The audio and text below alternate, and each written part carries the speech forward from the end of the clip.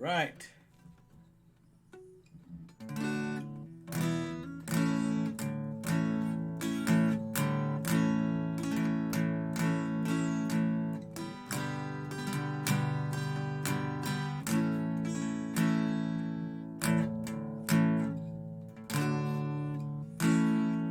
It's time for the breath of God to breathe across the land. You know, the breath, B-R-E-A-T-H.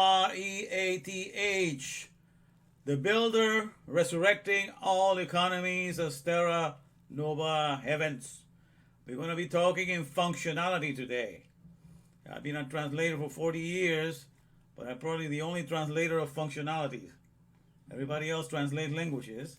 I mean, translate English to Spanish, but I've also learned to translate functionalities, which is something that is desperately needed because people are disconnected from the reality and the riches they hold in the present because it's been hidden from them, you know, by the misdirection and redefinition of Rome. I have been doing this since Egypt up until now, but it's been coming and it's being deciphered now little by little, and I'm sharing this with you, you know. Yeah, you hear me? Okay. And I'm sharing this with you so that you will be aware of the times that we're in, because a lot of things are connecting right now. Now, the title of this message today, which says "No More Lies, Out with the Dictatorship." You know, Jacob is of Jacob's fatherland and life. And I'm going to see how this is something that my sister Oria shared, you know, and I shared this, and I thought it was so proper because this is what's going on with Cuba right now. So we're going to delve in depth right now and get to see some of the things that are happening, get to understand and to decipher the times in which we're in right now, because that's the main thing right now, to understand that. And so you understand how we connect this right now. And Oria, who shared this, her name Oria, or in Hebrew means light. So she's bringing light today. I mean, she wants to make the people aware of what's going on in her fatherland, you know, the patria. And so she put this up. And I read the message and I thought, wow, that's so proper. You know, so I'm going to use it and translate it into English and then explain it from the Hebrew Bible. And I also explain the functionality, how it applies to our time. All right, let me see if I start here with an introduction, my usual introduction for this. All right, let me go.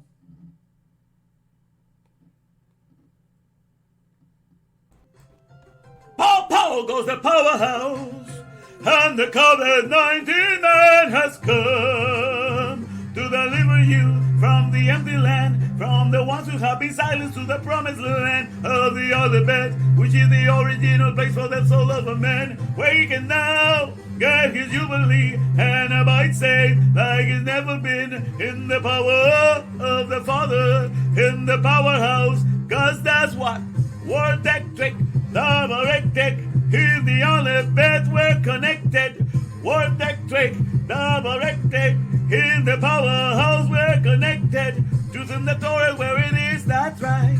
And whether you like it or not, I just don't give a damn, cause in this thing, the end is gonna be for sure. It's got a date before the song began to score. This ain't no lie, we about to fly, cause in the truth there's nothing that can be denied.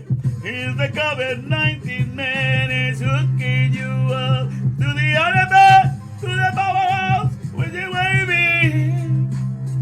The COVID-19-MAN is gonna hook you up, cause that's what word trick, double rectic, in the other bed we're connected.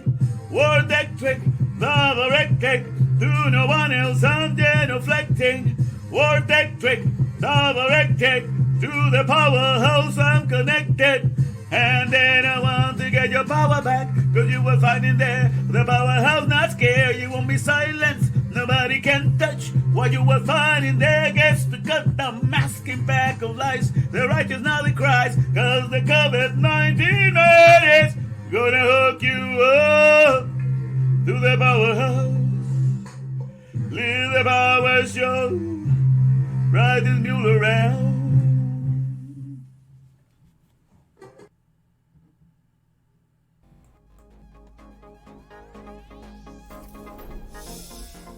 And welcome once again to the only channel that is connecting with the movements of the times right now. HDTV 28 Hadabarim Torah Volt 613. HDTV 28 Hadabarim Torah Volt 613. You know, we're here to speak of the things of the motherland, or the fatherland in this case, La Patria. Very important subject for today. I'm glad that you join us and you can be with us. We take you now to the main title. Here we go.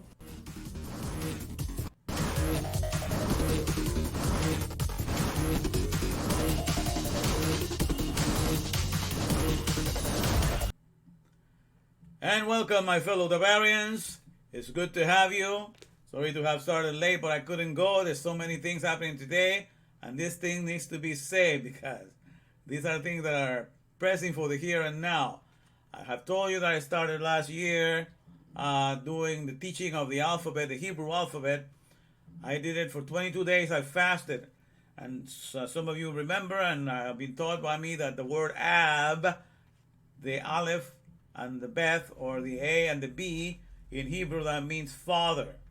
Because, after all, the alphabet is from where everything that's ever been written or never been said or narrated or described comes from. So the alphabet means father in Hebrew, and I started to teach you the functionality of the alphabet last year. For 22 days I fasted. And I had no idea, because I was not that much into the traditions, that I had started in the month of Ab when I did that. I had started in the month of Ab. That's the month of the father, the month of the alphabet. I started and I was teaching that, and 22 days fasting dedicated to the Hebrew alphabet, dedicated to the Father. And I have been teaching you about the alphabet all this time. Made a song about it as part of the introduction. In the Aleph, Beth, we're connected. And so we have seen that develop. So I've been doing everything to teach you about the Father from the Hebrew point of view, you know, and a lot of things have been falling into place. And now again, we are in the month of Ab, and it started on July 10, a Saturday. On July 11, I went to talk, give my message, you know, about the Father, and about how we're going to commemorate the Father by giving a gift to one of the mothers, you know, that took care of a lot of kids. And so that started it, and then right after that, that's the same date that Cuba, all the people rose up to the streets, you know, to basically say no more lies, out with the dictatorship, patria and vida, which means fatherland and life. And they were thousands upon thousands of men going on the street just marching because they're fed up with the whole fakery. All right, so we're going to talk about and connected it to what is really meaningful. You're going to understand where the word Cuba came from, because this is very interesting. I had not figured that out until today. I'm going to show you the source, where the word Cuba comes from, what does it mean, and where does it come from, which I find it very fascinating. All right, so let me take you here, guys, for a second to the main window where we can talk. Here, let me go to the bottom. Yes. All right, here we go. All right, so here we are again. Let me see. You can see somewhere here. All right, let me put this.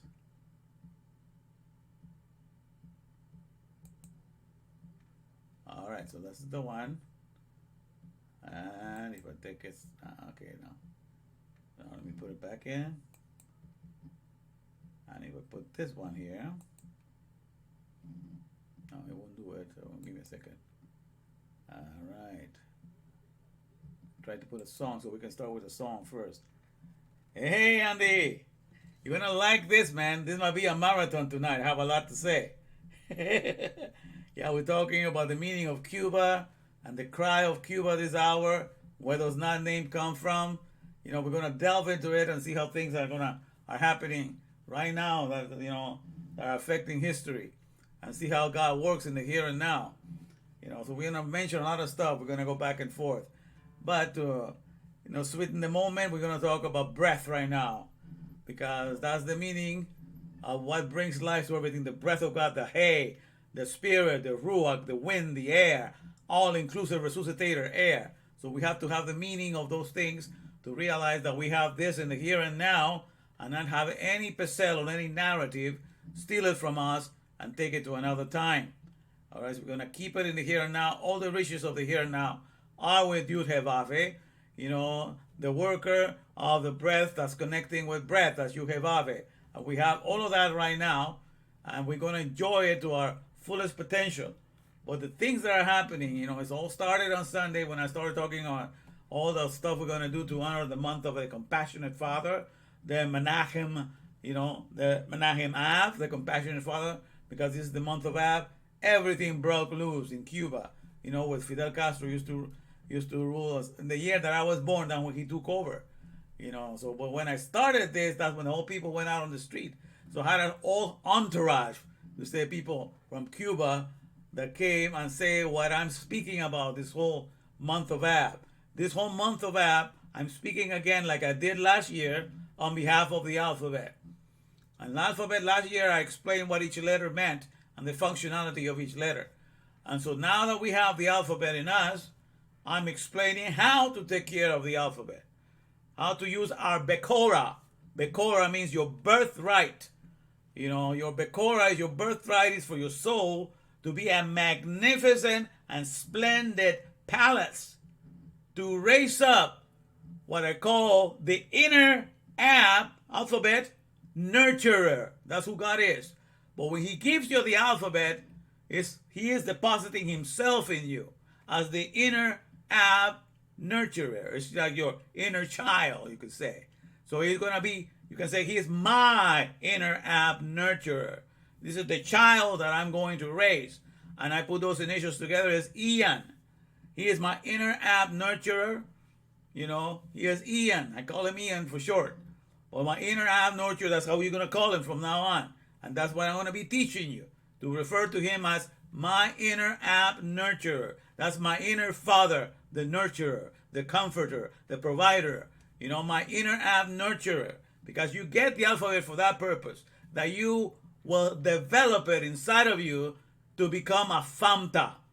That means his highest potential. That means famta means father and mother to all. So when he's only gathering only definitions and meanings, so he's always productive, then that inner nurturer has grown up to his full potential. And that's what I'm trying to teach you. Those are the lessons that I've been giving you a little back in the past right now. Some of you can get back in there, you'll be able to see that. All right. So we have Andy getting all enthusiasm here. That's good, Andy. All right. We're going to enjoy ourselves here. All right. So, God, this is for those that are hungry, to want to have the meaning and understanding, and to share the Yud Hevav in the here and now in the sacred name of Ab, because we are in the month of Ab and we're going to enjoy this. So now, let me put a little verse here from the Bible that we're going to enjoy. All right. Okay, let me see here. Okay.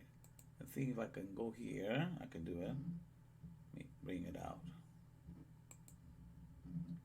There you go. I think if I double click here, it can come in, right? Yes, I think that's how it works. All right. So we're going to sing this song from David in Psalms 150. It's, let everything that have breath praise the Lord. So everything that has breath, B-R-E-A-T-H, the builder resuscitating economies as terra nova heavens. You have him. You have his understanding. If you know him in the here and now, you can define his character and bring him to bear out of you. You can sing along and join us here. Let me see. Let everything that have breath praise the Lord. Praise the Lord. Let everything that have breath praise the Lord. Let everything that have breath, let everything that have breath, let everything that have breath praise the Lord. One more Let everything that has breath praise the Lord. Praise the Lord. Let everything that has breath praise the Lord. Let everything that has breath, let everything that has breath, let everything that has breath praise the Lord. Praise ye the Lord, heaven and earth. Praise ye the Lord, who's the head of all. Praise ye the Lord. Praise Adonai. Praise ye the Lord. Praise Adonai. Praise ye the Lord. Praise Adonai. Praise ye the Lord. Praise Adonai. Oh, let everything that has breath praise the Lord. Praise the Lord. Let everything that has breath praise the Lord. Let everything that has breath, let everything that has breath, let everything that has breath praise the Lord. Praise ye the Lord. Praise ye the Lord, oh, heaven and earth. Praise ye the Lord, who's the head of all. Praise ye the Lord. Praise Adonai.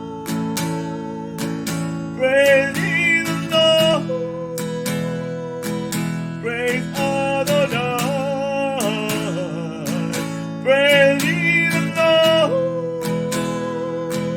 Praise Adonai. Praise ye the Lord. Praise Adonai. Last time. Let everything that has breath praise the Lord. Praise the Lord. Let everything that has breath praise the Lord. Let everything that has breath, let everything that has breath, let everything that has breath praise the Lord. Amen. Praise ye the Lord, oh, heaven and earth. Praise ye the Lord, who's the head of all. Praise ye the Lord. Praise Adonai. Praise ye the Lord. Praise Adonai. Praise ye the Lord. Praise Adonai. Praise ye the Lord. Praise Adonai. All right, that's what we're talking about. All right, here we go. So, let me put the other picture now.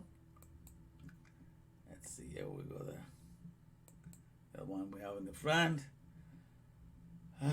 Just to see, to check for a quick look to see if anybody else has joined us. We have Andy, full blast going here, enjoying the show.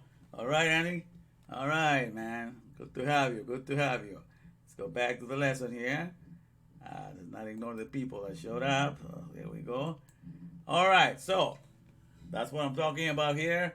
No más mentiras. That means no more lies, no more lies, no more lies. Tell me no more lies. Fuera la dictadura, which means out with the dictatorship. Cuba es de los cubanos, was Jacob is of Jacobs. You understand what I'm referring to right now. And patria and life, y vida. That's why they've been crying out on the streets. Patria y vida. Patria comes from pater, which means father. Patria is the father. But it means fatherland. The fatherland and life. They want the life of the fatherland. Okay, the life of the real father. Because the name Fidel Castro, Fidel means faithful, a faithful person.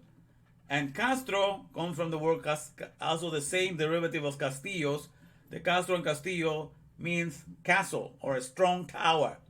And in the Hebrew, as I taught you, Aleph Bet means a strong tower. So alphabet means Ab. And so since Castro, that's what it is, a castle, and a castle is a strong tower, Castro actually means father. In the translation, when you go to the functionality of the thing. So Fidel Castro means the faithful father. But we know that that's been a lie. That name is a fakery from the very beginning. And all the way all this connects with me because I'm also Castro. Zechariah David Emmanuel Castro Stephenson. I wasn't born in Cuba, but I was born in 1959, the very same year when Castro came and took over that land of Cuba. The very same year that he took over, I was born at the end of the year. He started at the beginning and taken it over, and I was born in December 25, 1959. So the very year that he took over, that's the year that I was born. All right? So I will be here to deliver this message at this very hour to explain how things are happening and why this is the calling of God at this hour. Because it's so clear right now. And so with this very Sunday, when I started to speak and commemorate the month of Ab, the month of the Father, the month of Castro, because Castro means father, it means a strong tower, a castle. So I was talking about the month of Ab, the month of Castro, and it applied. And that land rose up as an entourage to give the cry of, we want the fatherland, we want life, because the people have been hungry there, for the true comfort, for somebody to really live up to that name. It was a great name that individual had. Faithful father. Well, he never lived up to it.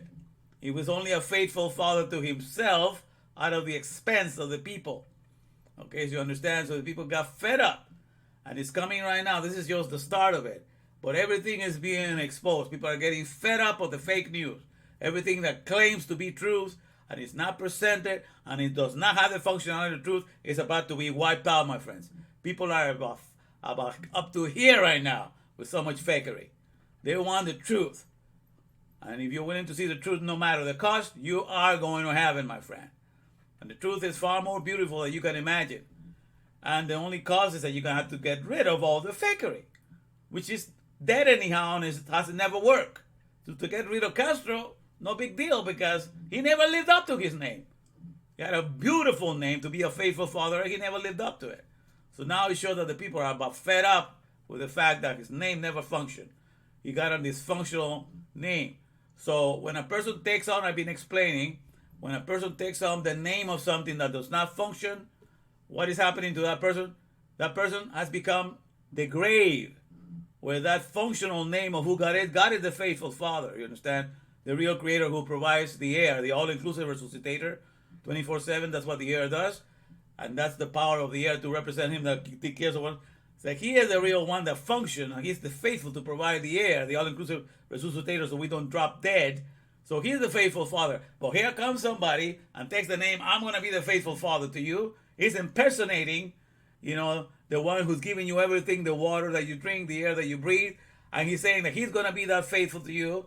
But since he's not able to deliver, that person becomes the graveyard. The functionality of a faithful father died in that person. So everybody that claims to be something, or every product that claims to be anything, that is out of nature perfectly doing everything, but does not function as the original, that item becomes just the graveyard. It's just like a gravesite. The tombstone has a name, but what's inside of it doesn't function. It's dead. So that was the case with Fidel. So the whole time that he was alive, he was only a burial ground to the meaning of the faithful Father that gives us everything. So that's what everything becomes. And I've been explaining like that little by little so you will understand this thing. So no more lies, outside with the fake leaders, like dictatorship, all the fake leaders telling us, like we were exposed to all of them during this pandemic, telling you to wear a mask, and they were doing whatever they want, telling you not to go out to the stores, and then sneaking out in the night to go get their hair done. All these people just telling you what to do, but they themselves will not do it. So people are about to fed up right now with people just telling what to do, and they themselves don't believe in their own laws and don't uphold them. Okay, so everything is happening. So this whole avalanche is being building up, and we're getting to this point right now, all right? So I'm going to share some words from Scripture here so we'll understand what is our true heritage, okay? Let me go here to share from the Scriptures. All right, okay. All right, here we go. Let me see. Let's see here. Okay. I'm going to look at Jeremiah chapter 3. All right. Jeremiah chapter 3 tells us, what is the heritage that God wants us to have from the very beginning. He wants to give that to us all the time, but people keep forgetting and go after something else, and they forget to honor the Father. All right, but here we go.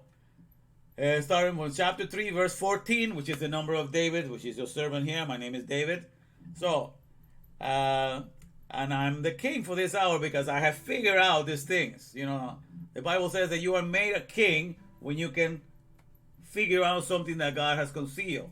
Proverbs 25:2, it says, it is the glory of God to conceal a matter, to hide something, and it's the glory of a king, to research it and figure it out.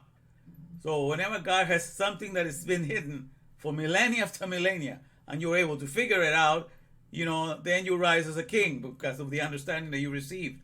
So I'm going to give you things because I'm recovering for the Aleph Bet, all the riches that belong in the here and now, so that we can all enjoy them. And they're in the here and now. They're better riches than money or everything you can ever imagine. And that's where the riches that are actually yours, because it doesn't matter how much money you have received. This thing is far better than all the money you can ever get, than all combined riches of, Warren Buffett, Bill Gates, and all of them, Bezos, and all that try to give you. You say that's trash compared to what I receive now. And that's what I'm about to be explaining to you in this month of Ab, your true riches. To enjoy forever and ever, starting in the here and now, and keep it going from this point on. So, verse 14, Jeremiah chapter 3 says, turn, O backsliding children, saith the Lord, for I am married unto you. What a wonderful thing. God is married. Turn, O backsliding children, saith the Lord, for I am married unto you. And I will take you, one of a city and two of a family, and I will bring you to Zion. And I will give you pastors. Okay? Because it's about to get rid of all the fake ones that do not take care of Ian. Ab Jr., the father of the alphabet that is put in you, that's Ab Jr. That's the inner Ab nurturer, Ian, that God gives you. Nobody watches after Ian. Ian is completely neglected. When God created the whole world for himself, that means to give you the alphabet, to come inside of you as Ab Jr., as the inner Ab nurturer, Ian, so you can call it, oh, my Ian, I'm going to take care of you, my baby. You're going to grow to be the father and mother to all. You're going to have that affection. You're going to treasure this just like a pregnant mother, treasures a little baby and talks for him from even when he's inside the womb. That's what the soul is. The soul is hollow and the soul is female. To get on the alphabet, to get Ab Junior, the inner Ab nurturer, to get that Ian, and you call it my Ian, my little one. I'm going to raise you in this soul that is this castle, and I want to provide for you until you are fully developed, to be the father and mother to all. That is the mindset. That's for the sake of which God had created everything, and for the sake for which He gave the Torah. See, He made all things for Himself. He made everything for the sake of Ian. For the sake of the inner Ab nurturer that he was going to be once the alphabet is placed within us. And it's for his sake, for all things. It says, for the heavens declare the glory of God, and the firmament showeth forth his handiwork. Everything is talking about the Ab, about the Aleph Bet, about the one that is the source and origin of everything, and that's what everything is done for his sake. All right, so it says, turn, O backsliding children, saith the Lord, for I am married unto you, and I will take you one of a city and two of a family. And I will bring you to Zion, and I will give you pastors according to mine heart, which will feed you with fake news? No way. We will feed you with CNN crap? No way. We will feed you with NBC crap or even Fox. It's not lined up with the scriptures either. So they will keep you preoccupied with the things in this world, into the kingdom of Edom, the Edomites, and I'll explain that as I go. So all of them do not bring you to your fatherland, which is the Aleph Bet. And that's what I'm discussing going to be today. And I shall give you, pastors according to mine heart, which shall feed you with knowledge and understanding. Knowledge and understanding of what everything was made for, that everything was made for the sake of the alphabet, for the sake of the inner app nurturer, for the sake of Ian. Everything is done for Ian's sake. And God is going to do everything to bring it back to his original functionality, to his original employment for which our souls were created. You're about to see that, my friends, because that's what we're going through right now. So, in verse 16, verse 16, I'm going to highlight it here, so you follow me. I'll go all the way to verse 17 here. Okay. Verse 16, and it shall come to pass, when ye be multiplied and increase in the land, in those days, saith the Lord, they shall say no more, the ark of the covenant of the Lord. Neither shall it come to mind, neither shall they remember it, neither shall they visit it, neither shall that be done anymore. The ark of the covenant, that's where house, the 10 commandments, the manna from heaven, and the rod of Aaron was inside the ark.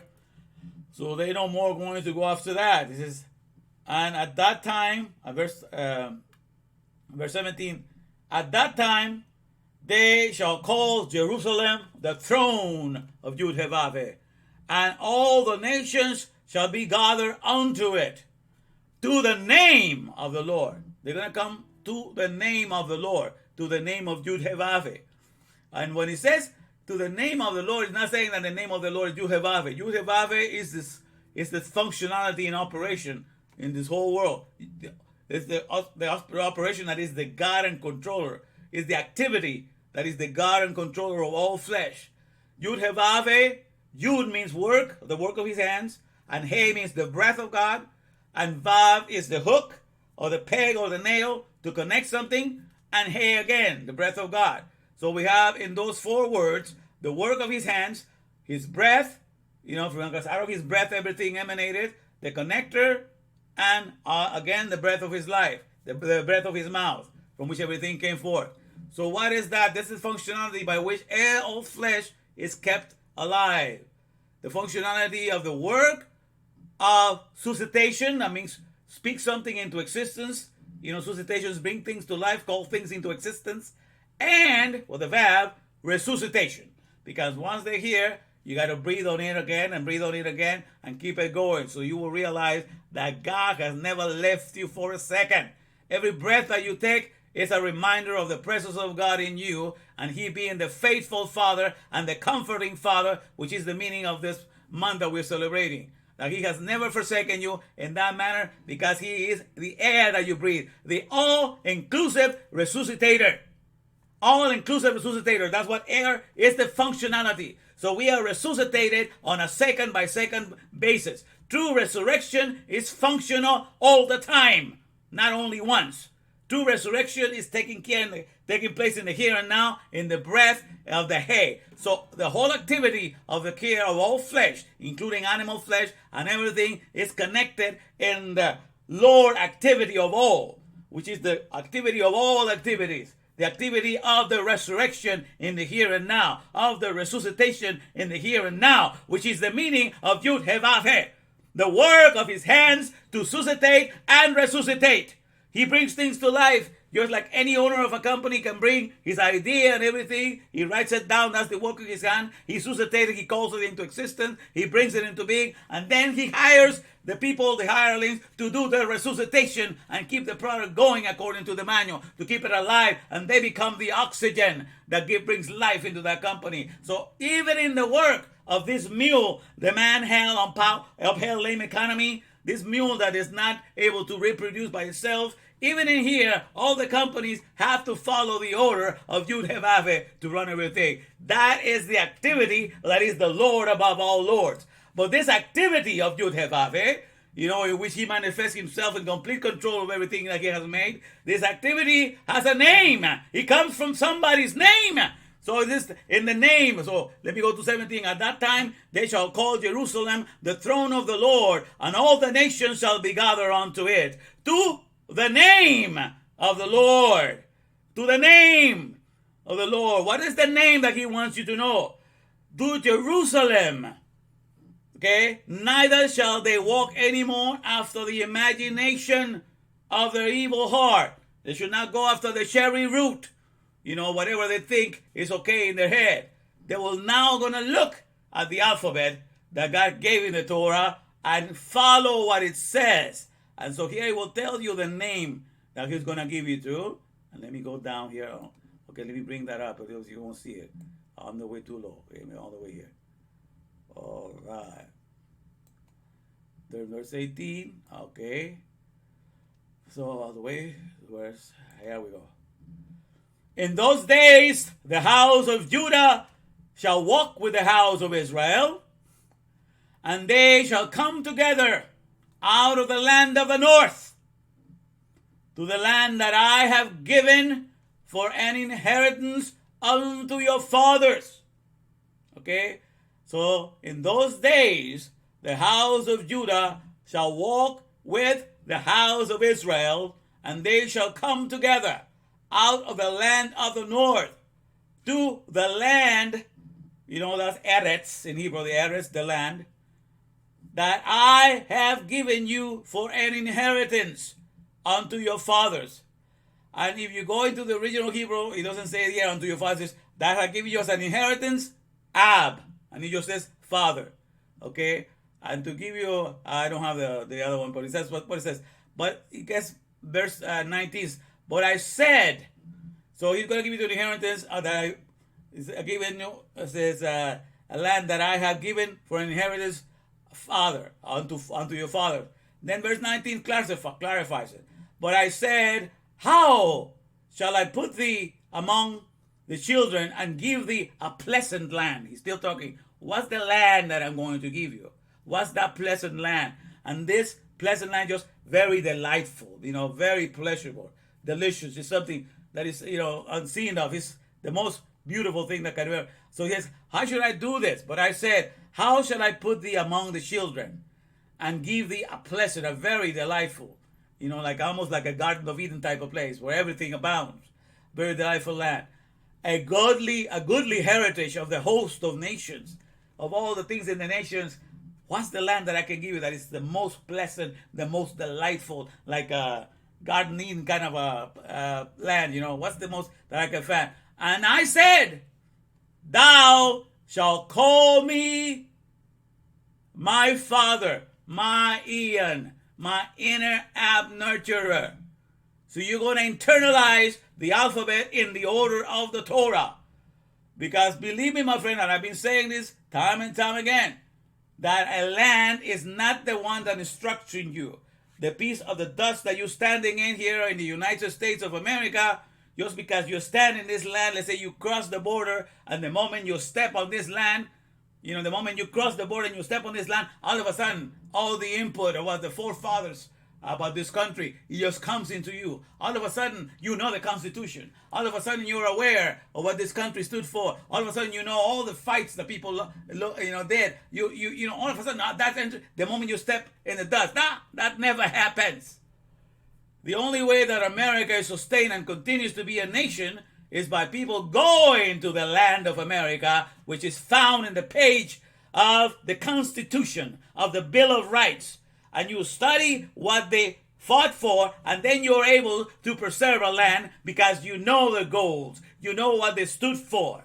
Otherwise, the dust has no way whatsoever of instructing you. So all lands in any country of the world are not kept by the dust or the mire or the dirt that is found underneath their feet, but it's all of them. From any company to any church to everything that exists is only kept by the word of the manual, by the word of the alphabet. The alphabet and the alphabet of each manual has to become the place where the soul has to land for everything else to be preserved.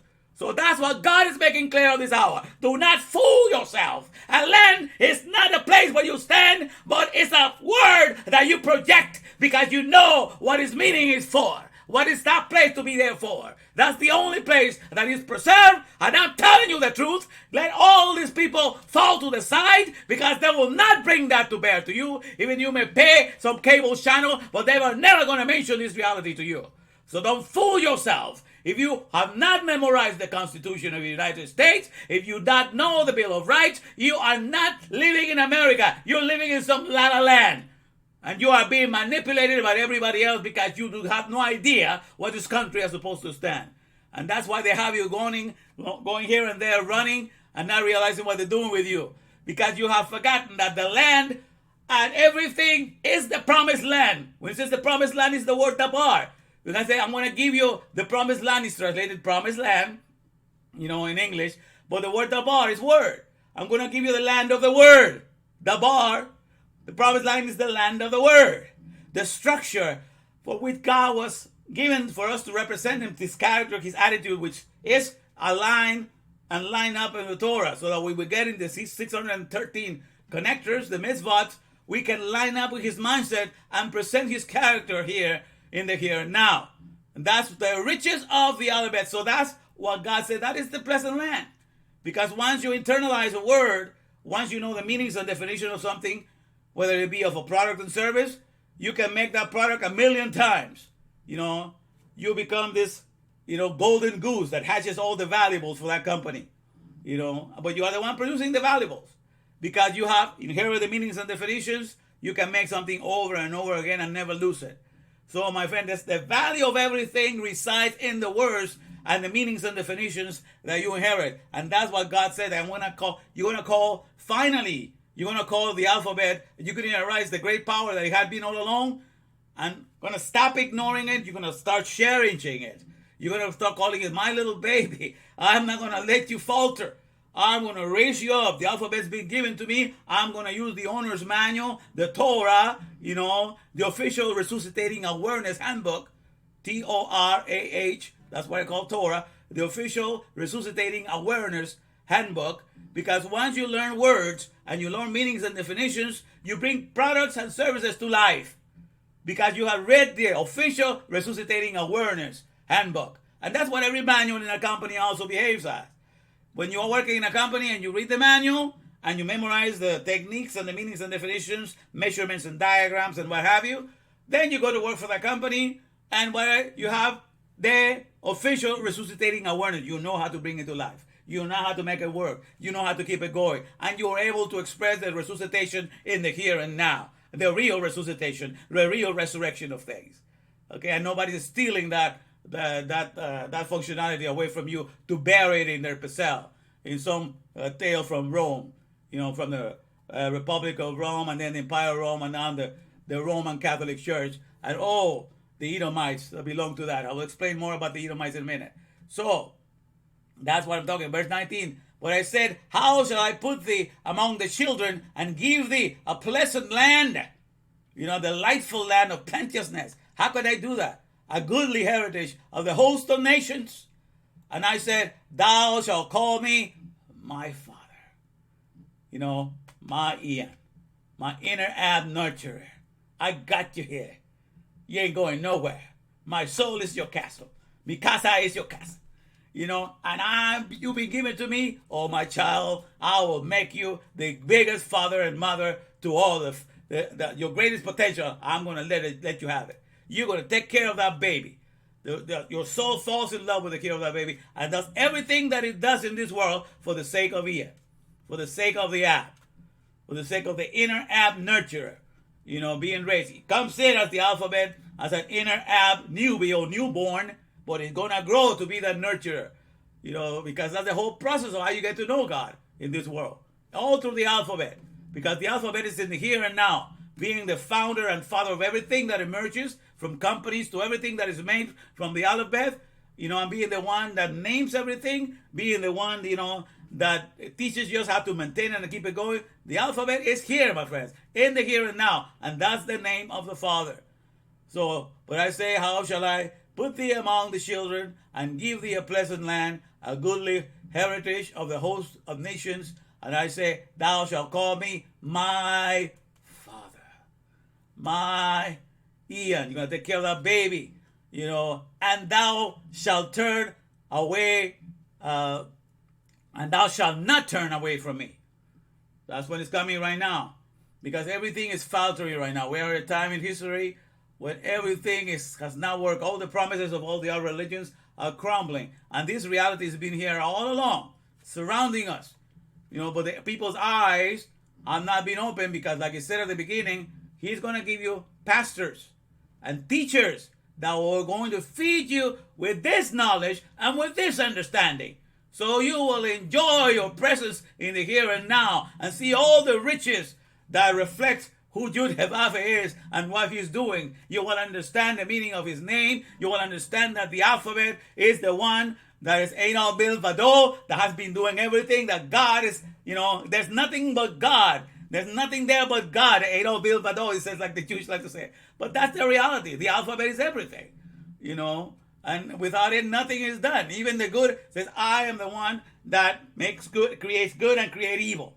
I do all these things, and nobody else can do those things, So the same way that Emmanuel is written to uphold the country, like the Constitution of the United States, the same man, Karl Marx, who was a Jew, by the way, from a Jewish background and Lutheran, comes along and he writes, the Marxist manifesto for the communists. So even the communism and socialism, all these things come from a book, from a written thing, something that is written that has to go into people's mind and you have to activate. So there's a balance of the things that are against one another. So God creates, but God is balancing everything. With the alphabet, he controls everything. Okay, that's the power of the alphabet. Okay, and he's making it bare. And he's always in the here and now doing it. The fact that you're blind and don't see it, that doesn't hold him back, And he uses everything. Men plan, people plan what they want to do. And if according to this whole overall plan, God looks at the whole overall plan, and he allows some of the stuff that you want to do to happen because it works according to his whole picture of what he's doing. So everybody gets to plan things that they want to do, but God decides, every man plans in his heart what he wants to do, but God decides what steps are going to be taken and what things and how is it going to be accomplished. That's all his thing, because after all, he's the owner of things. But he works with the stuff that's coming in your mind, with your ideas and everything, but he allows it to happen as he works in conjunction with everything. He puts everything in order. But that's the beauty, my friends. So what is the land that we're supposed to inherit? The Fatherland, the land of the Father. And where we have the alphabet, everything is kept alive. When we have the alphabet of the Torah, then we can renew, restore, refresh, we can resuscitate, we can keep things going. So this is the cry of this hour for Cuba. Right now, they're asking for the fatherland, la patria, and la vida. Okay, so that comes from the alphabet. You need to understand. But an alphabet that is nurtured with meanings and definitions. It's not just an echo chamber that you say the word car and doesn't have no idea how to build a car. So is doomed to be a consumer. No, you want to learn words so you can bring them out of you as fathers to repair, refresh, restore. If you learn the word car, don't just learn it as a consumer. Learn it as a mechanic that can take care of everybody else's car. If you learn the word computer, don't just learn it as a consumer, as an echo chamber, just like a parrot, just repeating a word. Learn it as a producer with meanings and definitions so you can take care of everybody's computers. So rise above people. Take care of that Ian. Take care of your Ian, your little baby. Make him become a father and mother to all. Then you will be in the fatherland all of the time, and you will be a leader in this world. You will be a leader with God. You will be a prince with one as Elohim, with the powers of the resuscitation. You know, the powers of God. Elohim is powers. It stands for powers. So you're going to have the powers of Yehovah. The Lord Elohim, this, you know, the work of suscitation and resuscitation powers.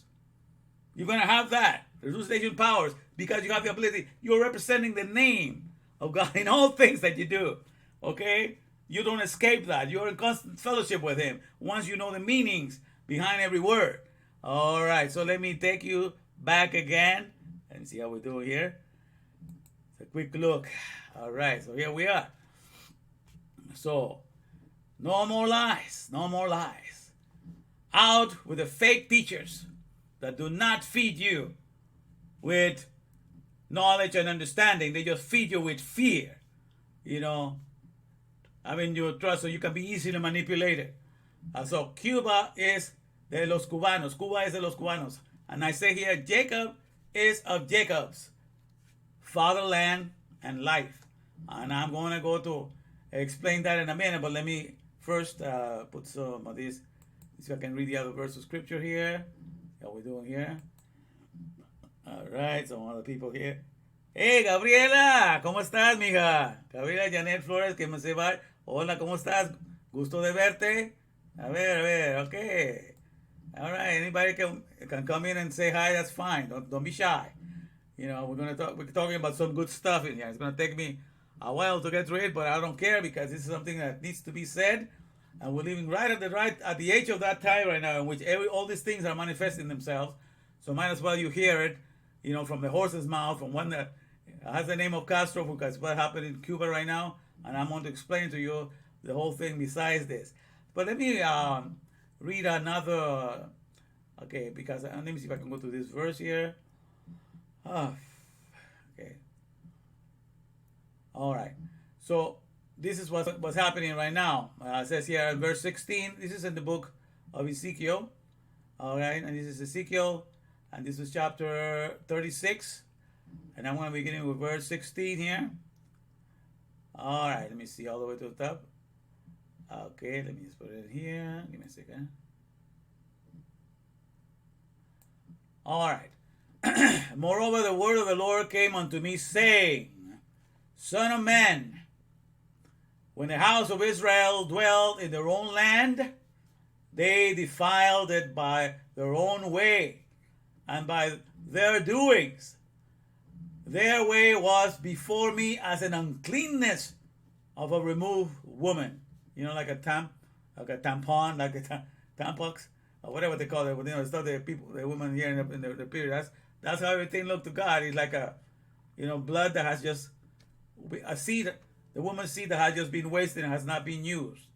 You know, because it's never connecting with the Torah. So, you know, they know it by route and they don't really meditate upon it. So that's all the thing that was happening to them. So it says, you did not look the way that me and my little Ian was thinking. It was just being aborted every month. You were not connecting with me. It says, wherefore I poured my fury upon them for the blood that they had shed upon the land, and for their idols wherewith they had polluted. So they polluted everything for God. So this is his the presentation of the character of being the father was completely, you know, just being aborted every month. It says, and I scattered them among the heathen, and they were dispersed through the countries according to their way. That's the words and yearnings, I call it, the way, and according to their doings, I judged them.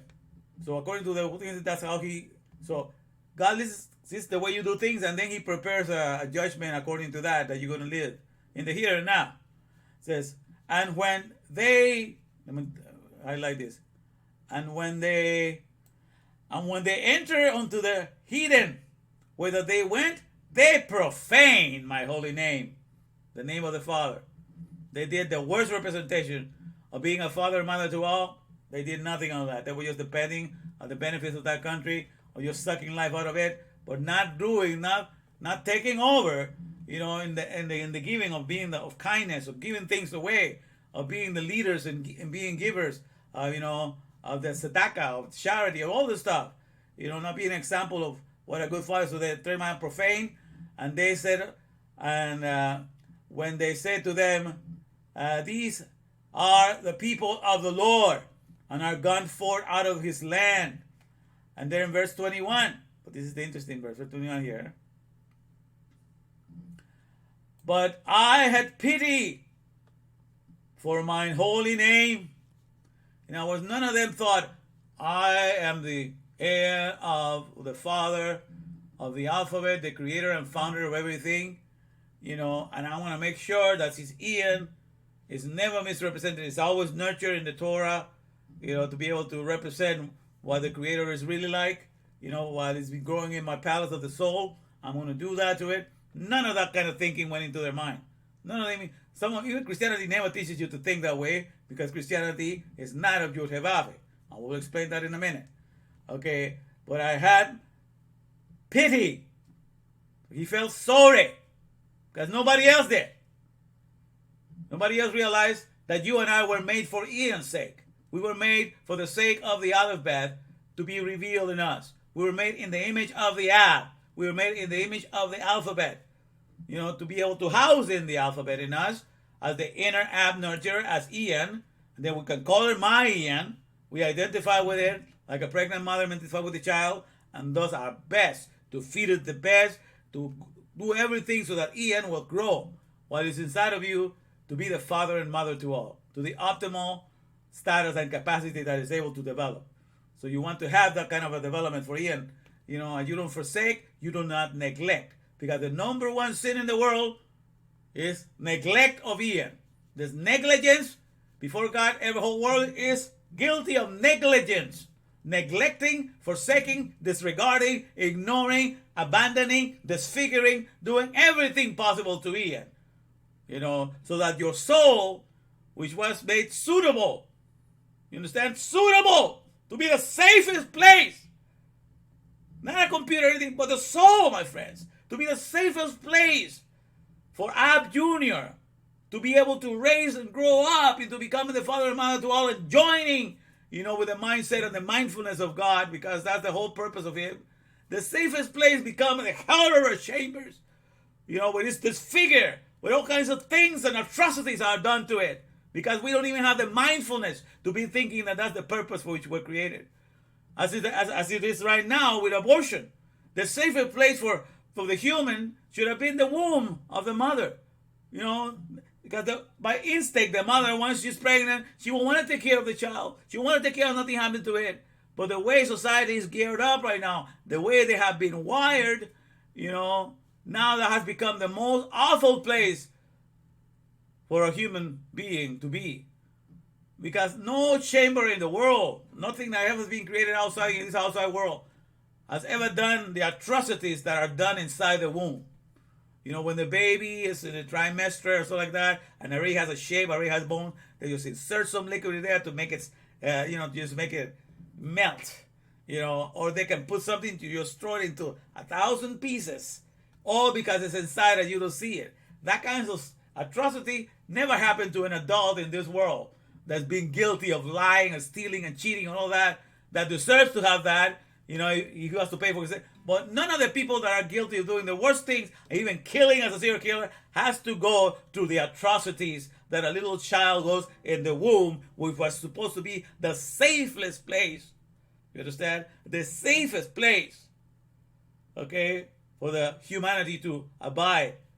But why did that all come from? Because God gave you a punishment according to the way you treated him in the soul.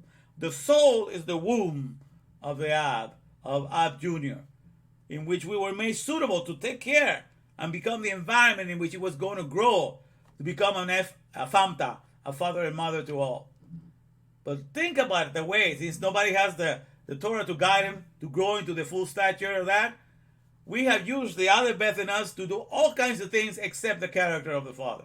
So we have disfigured it, we have misused it, we have twisted it, we have done everything we want with it except bring the Father, a father and mother to all out of it, because we're not guided by the Torah. And Torah only alone, with its 304,805 Hebrew letters, the sequence of those letters, when you memorize them and you know them by heart, when you meditate on it, then you'll get this understanding that I'm giving you. You'll get the sensitiveness to not neglect Ian. Never, I call him my Ian. I'm never going to let you go and feel sorry for all the times that you forgot about it. Because that's for the sake of which everything was created. For the sake of the inner app nurturer. For the sake of the Father. To be placed in us as the alphabet and to develop fully. As we attach ourselves to the owner's manual, to the official resuscitating awareness handbook, the Torah, that guides us into that, so that at the end, when you know all the 613 mitzvahs, and you realize, boy, this mitzvah is all about taking care of everybody. I had to take care of the reputation of God. I had to take care of my father. I had to take care of my mother. I had to make sure that I don't steal from my neighbor. I had to make sure I don't kill anybody. I had to make sure I don't say bad things about anybody. I had to make sure I don't covet anybody's thing, nor I want anybody's thing. So I had to have sure that all my stuff, these enemies, I had to take care of the field, take care of the animals, take care of the priest, give my time. Hey, it seems like I'm just giving myself away. What is all this? 613 mitzvah just to give all of myself away? What does that mean? Okay? But in the care of the process of care, things, all the ones you're taken care of, they flourish. They're made better. The name of God is honored and everything. What you realize when you begin to do those 613 mitzvahs, my friend, and you realize the joy of just being a giver, the joy of just resuscitating, then you enter into the fellowship. You automatically do the fellowship of God, because that's how God shows who He is, by taking care of everything. That's it. And then that's the joy of the Creator, to provide and take care for everything on a second-by-second basis. That's why He made us in such a way that we receive resuscitation from the air, the all-inclusive resuscitator, which best reveals Him. And when we are in the mitzvahs and we realize that whole life is just about taking care of everything, then we connected with Him. Then we are just enjoying that fellowship. And everything that we do is to have that intimacy. It's not so much what we do, but the fact that in the process of we doing anything of the mitzvahs, it's intimacy that we are happy. So it's not all the things that I do for mankind, even if mankind appreciates it or not, says thanks or not. It's the fact that when I'm doing it, it is Him who is flowing out of me, and I'm in fellowship with Him and in intimacy with Him. So it's the joy of being intimate with Him, my greatest reward. You understand? And not necessarily, I will do the things that need to be done, and you will grow in this understanding, but the thing is, because you have known Him and you have understood how things work. So it says, so I have pity for my holy name, which the house of Israel have profaned among the heathen, whither they went. Okay, so that's why I'm coming now with what I was speaking about the story of Ian yesterday. So we'll have a better view of looking at things to identify with the greatest treasure that God has given us. Okay, and so let me see how we're doing here. Still with Gabriela. Okay, still have the people good. All right, so now Cuba. This is going to be interesting. Where does the word Cuba come from? Okay. And I was looking at that today, as a matter of fact, because I was curious that all these things happened to Cuba. I am Castro. This began on Sunday when I started preaching about what we're going to do, and so on Sunday we got together that we're going to honor this, to give somebody, who, by the way, whose name, also one of her names is Rebecca. I'm going to share that part. I hope she's going to get upset, but Rebecca, which is the biblical name, the very biblical name. And so I'm saying that so you will connect with what I'm going to do right now. Where does Cuba come from? All right. So here we go. Let me read to you. Cuba, origin of surname. Okay. Let me see if I can make it here so you can see it better, because I don't think you can see. Let me see something. Okay, there we go. There we go. Okay. Let me get this to the top here. All right, here we go. It says, surnames derive from many different origins. Sometimes, okay, let me see. Okay, so it's Cuba and Cuba with a K. Now, let's do the top. Okay. Surnames derive from one of many different origins. Sometimes there may be more than one explanation for the same name. This family name is a patronymic surname. It comes from a patriarch, from one that represents the fathers, right? From the old time. Patronymic surname.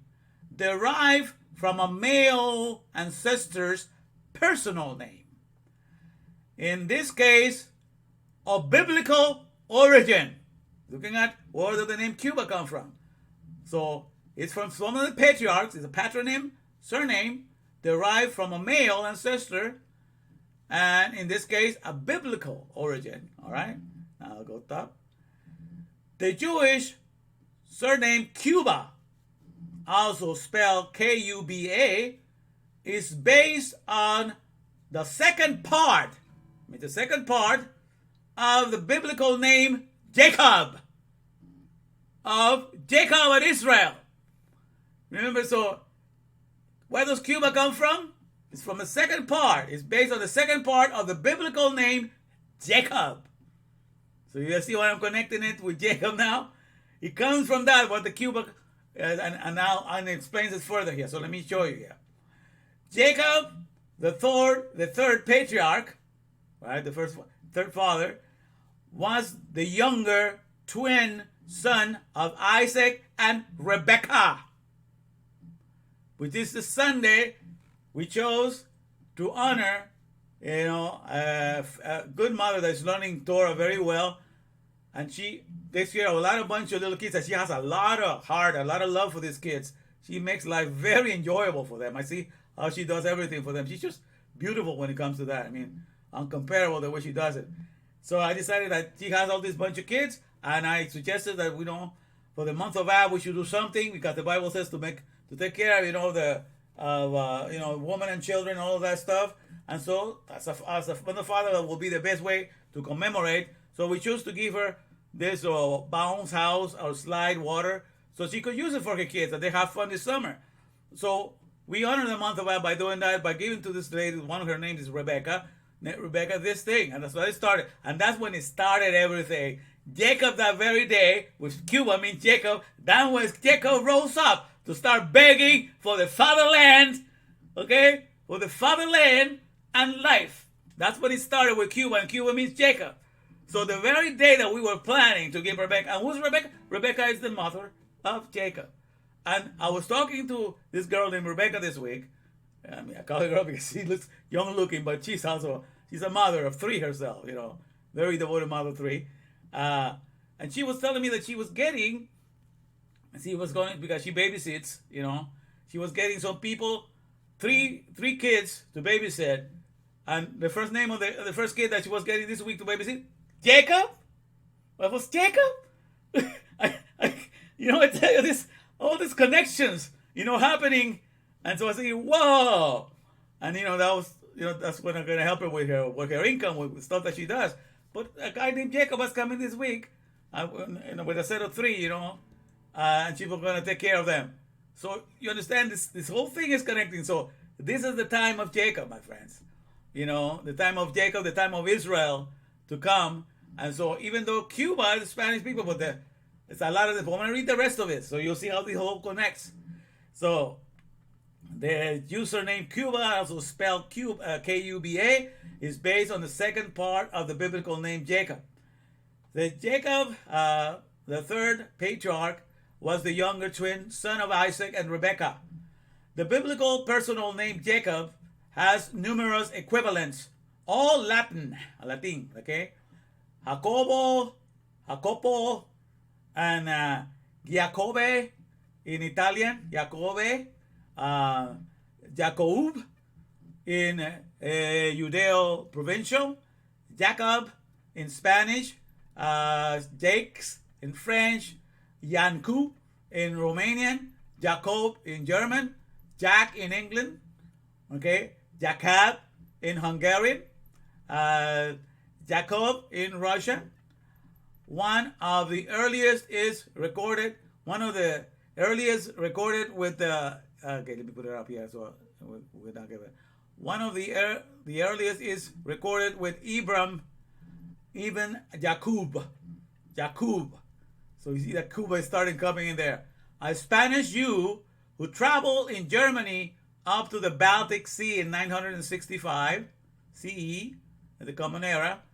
Abbreviations and diminutives of Jacob originate entire groups of new names based on its two constituent syllables, such as on the one hand, Jekyll, Jacqueline, and Jacqueline. All this come from Jacob. So you have a name Jacqueline, you also come from Jacob. You know, you're part of the Israel family there, that name. Jacqueline. And on the other hand, Copin, it's also from the second part, Copin or Coplain, and Copelman, Cub. You know, it's getting close to Cuba there. So the second part of Jacob also appeared as Kopf, literally German for head, and Kopf, German for by. This developed into Kaufman, German for merchant, actually a combination of Jacob and the biblical Manasseh or Menachem. All right? And then he talks about the word mercado here. You know, but that's basically the thing. I don't know if you want to hear about well, maybe the whole part of it. Mercado and mercada. Okay, these are things that you should know. Were widespread personal names amongst Sephardic Jews. When a family lost a child and another baby was born soon after, they would symbolically sell, quote unquote, to a relative or neighbor in order to fool the angel of death who had conspired against their seed.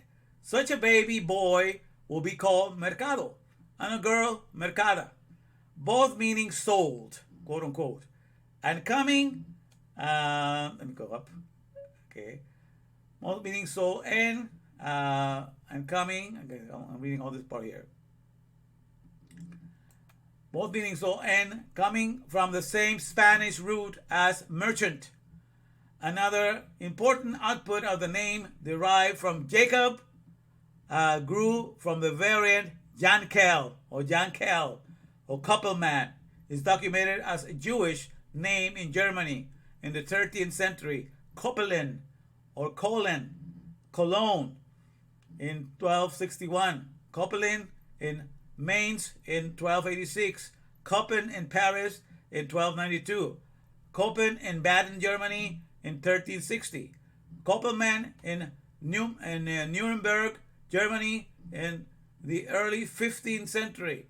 And Koppel in Austria in the 17th century. In the 20th century, Cuba is recorded as a Jewish family name with the American attorney and accountant Max M. Joseph Cuba. Okay, so that's how it's recorded. And so Cuba is a Jewish name that's coming all the way from Jacob. All right, so we are looking right now at this land that is crying for patria y vida, which means fatherland and life.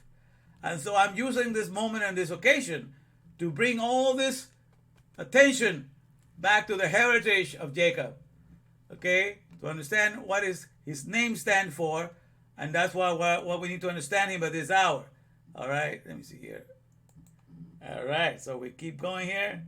Okay, Andy, you're staying awake with me. You wanted a preacher tone, so it's kind of happening right now because I'm not stopping so soon right now. I'm going with this for a while. Let's see. So we go back. Let me see here. And so that's why we see there's no more lies, no more lies. Out with the fake teachers with the people that just want to dictate and not live up to do anything. Out with the dictator. Cuba es de los cubanos. Jacob is of Jacob's fatherland and life. That's what I'm trying to preach now. Jacob, the true heritage of Jacob, he belongs to the land of the father. And for the life of the father, he was assigned for, to be a light, to be an ore unto the nations. And the interesting thing that the one that was sharing this in my time while this morning, I believe, was a lady named Oria. And Oria comes from Hebrew, or, which means light. So the one that has the name light was sharing this. And I'm using it to talk about Jacob and Israel, whose main job is to become a light unto the Goyim, unto the nations. So let's see the magnificent, we're looking magnificent connections here, my friends, of what God is doing in the here and now. So you have your eyes open, you will enjoy these connectors. You will enjoy the presence of your Maker in the here and now and how He's running everything. Now, I will take my time now to show you. Let me take you to the, because now this is important stuff to understand. Yeah, I want to show you this about Jacob. Okay, first of all, Rebecca, let me put it here. All right, so it's in the corner over here. I cannot put it in too much because you won't be able to see it. Let me see if I can move it up a little bit. Okay, you can see a little better when I go up. All right, that's better. All right, so that's good to see better. All right, that's not bad. Let me put it in here. So let me see if I can get here. I can go to the bottom. Okay, you can see that. All right, so these are the names, okay? Ribkah, which is in Hebrew for Rebecca. Ribkah, that's how you say it. So it has the Resh, the Beth, the Kuf, and the Hey. And the Resh is the head, Beth is a house, you know, and okay, so the Resh is the head, or also stands for the main thing, because it stands for first, because it's the first part of your body. So whenever people interpret the Resh, you start like foremost, principally, you know, like that's why in the beginning it says Reshit. It says Reshit in the Reshit. It says Bereshit. Reshit is the female head. But the female head you will find out in Proverbs that it refers to the wisdom of God. So in the wisdom of God, God created, you know, the heavens and the earth. So Bereshit means in the beginning. So it's translated in the beginning, but Reshit actually means the head, the female head. So in the female head, God created. So Resh means for beginning, principle, main one, all of that. Okay, but also is for the activities that happen in the head. So it also refers to a mindset. It also refers to mindfulness, because in the head you become aware of all of it, and you're constantly aware of what everything that's happening in the here and now. So the mindfulness is in the head. So that's why I chose to translate this, the main mindfulness. In other words, I use the Resh twice in here. The main mindfulness house, okay, the Beth, for air. And the reason I say for air stands for what? For the all-inclusive. Because the word kuf means all-inclusive. It's the picture of the sun. If you look at the pictorial, it's the picture of the sun in the horizon. So that stands for the panoramic view of everything from dawn to dusk. You know, so the whole area for the time that we work. So the panoramic, the entirety, like the World Wide Web is a good picture of Kuf. It covers everything, this whole spectrum of things. So that's why I translate that name, the main mindfulness house of air, of the all-inclusive resuscitator. And why resuscitator? Because the word He is the breath that brings things to life and keep things alive. So the main mindfulness house for the all-inclusive resuscitator. That's really what Rebecca or Ribka means. Okay? And Jacob, all right, or Jacobe, as you see it here, is below, is Jude, and Jude is the hand. Ayin is the eye. Kuf, again, is for the whole thing, the whole spectrum, you know, all inclusive. So, and also the Bet, the house. So when you put it together, Jude is the work. I, okay, Ayin is the eye. And then, so you can translate this as work overseeing the entire house, the all-inclusive house, the whole panoramic view of the house. So the meaning of his name, he does the work of being a supervisor, of overlooking, of watching the whole blueprints, because the house is also, the pictograph of the house is like a floor plan. So the blueprints of a house is the real house. So when you have the blueprints, you also have a house. So the work of overseeing the entire blueprints, so you can get a picture of everything that God wants to make with you. So that's what the name means. The work of overseeing the entire house, the entire blueprints. the entire idea of what God wants to do with the 613 meat spots. He had that mindfulness. That was in his name. That's why he was a keeper of tents. And he says that when he was born, Rebecca loved Jacob. You know, it makes sense. The mindfulness house of the all-inclusive resuscitation will love the one that wants to oversee, you know, the entire house. So it's perfect team. All right. But it says that Isaac loved Esau, you know. And let's go to the meaning here of Isaac on this side. So Isaac is Yitzhak, okay? And he has the Yud, the Sadeh, and the Het, and the Kuth, Yitzhak. So this is the work to desire or crave safety, always. Okay, that's really the meaning of it, because the Het is like the wall for safety, safeguarding, protection, you know, strong city, to have a fence, to have a wall for protection and security. So it's the work Yud. Sadeh is for the desires, ambition, desires. So the work to desire or crave the safety always, okay, or entire safety, a complete safety. So ayin now comes here to Esau. So Esau is made from the eye, the shin, and the vav. And the eye, you know, ayin is for the eye to observe, to watch things, and shin, it's for the front teeth in the pictorial, old-fashioned, you know, alphabet.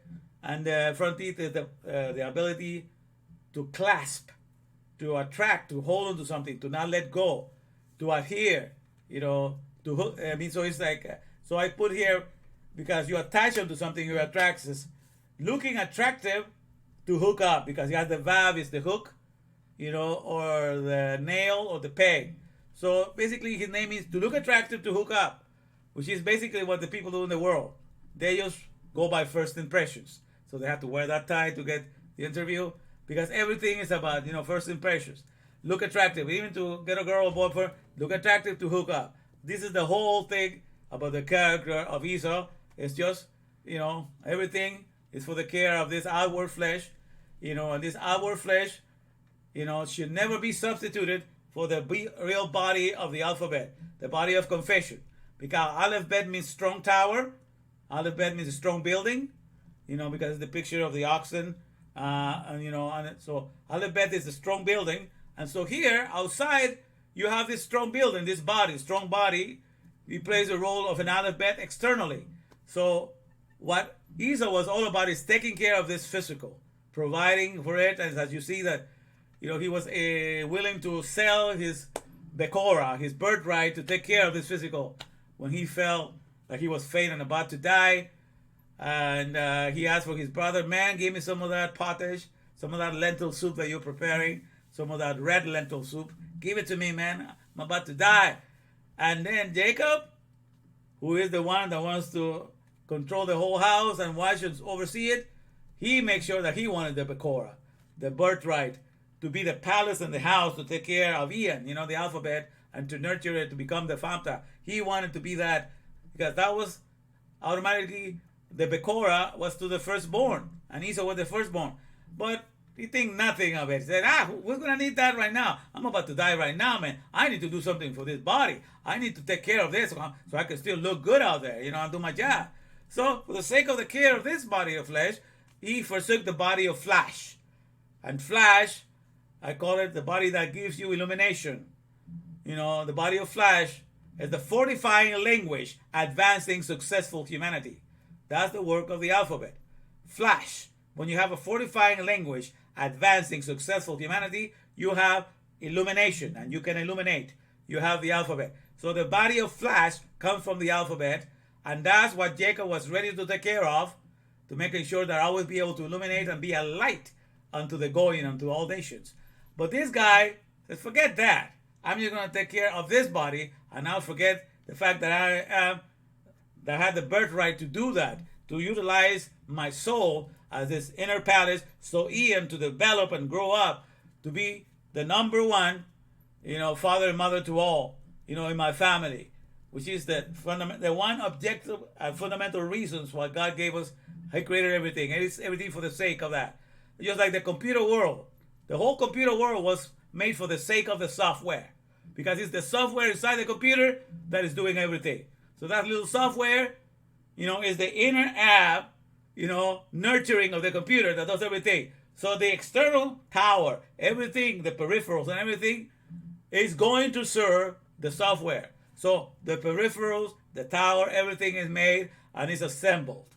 And it's called the bare bones when it has everything. It has the hard drive, it has everything, it has the hard disk, and everything is in there. But there's no software. The software comes last. So that when you create a computer, the elder will be, the first one put together will be the hardware. Just like the first thing you get when you come into the world is this body of flesh. So this is the elder.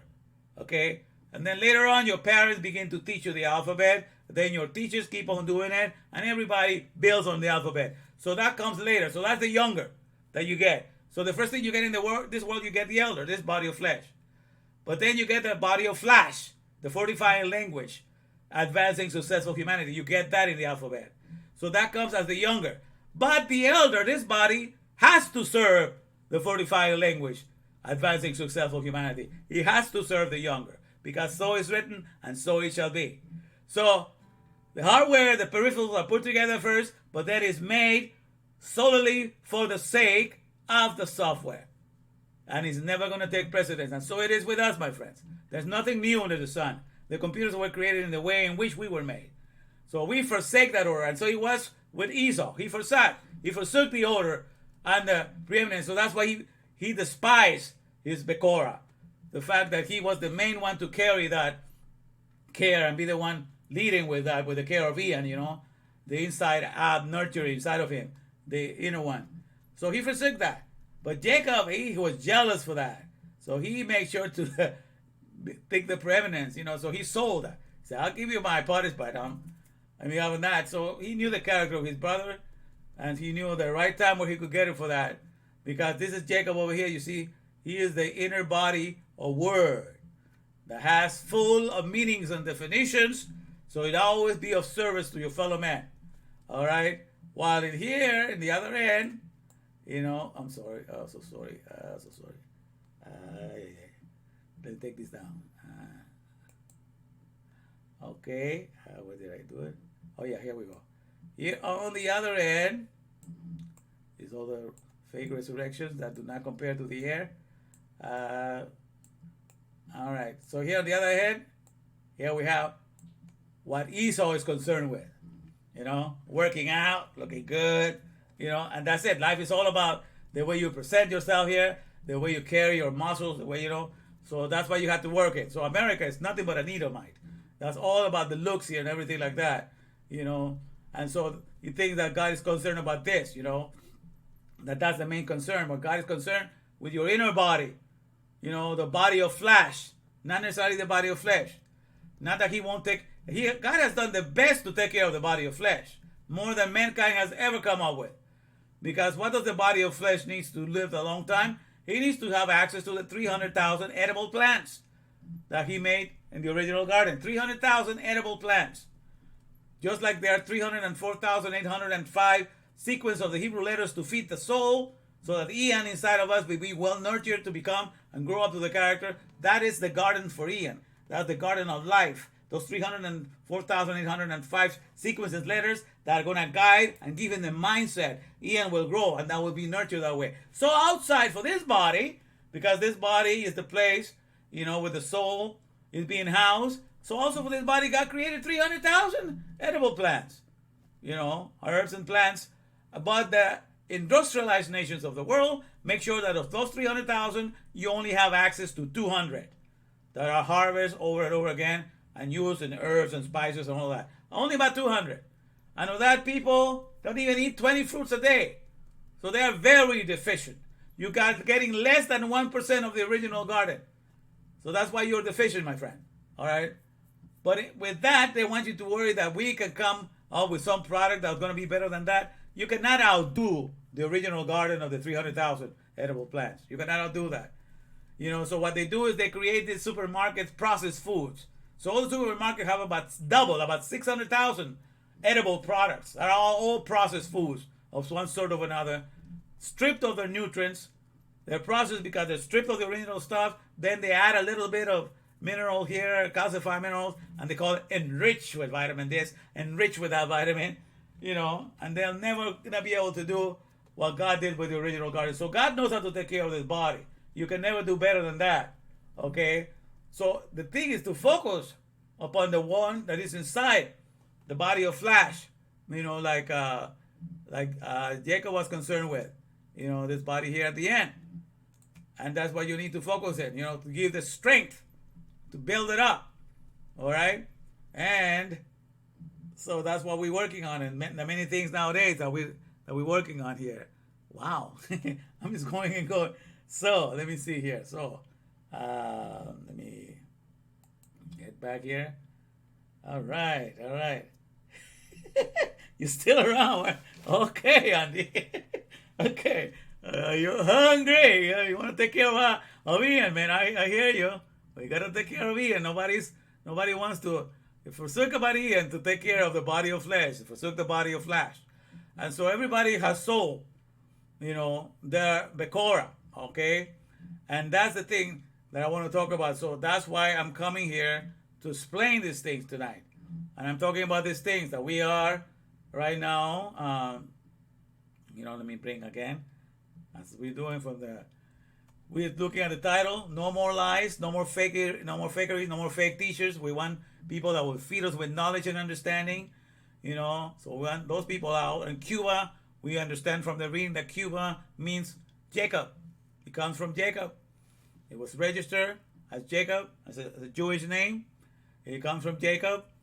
The second part of Jacob, Jacobe or Kobe. Cuba is the Cubanos. So I translated that. So in English, I will say, no more lies, out with the dictatorship. Jacob is of Jacob's fatherland life. Because that's what Jacob was made, for the life of the Aleph Beth. That is presented in the Torah.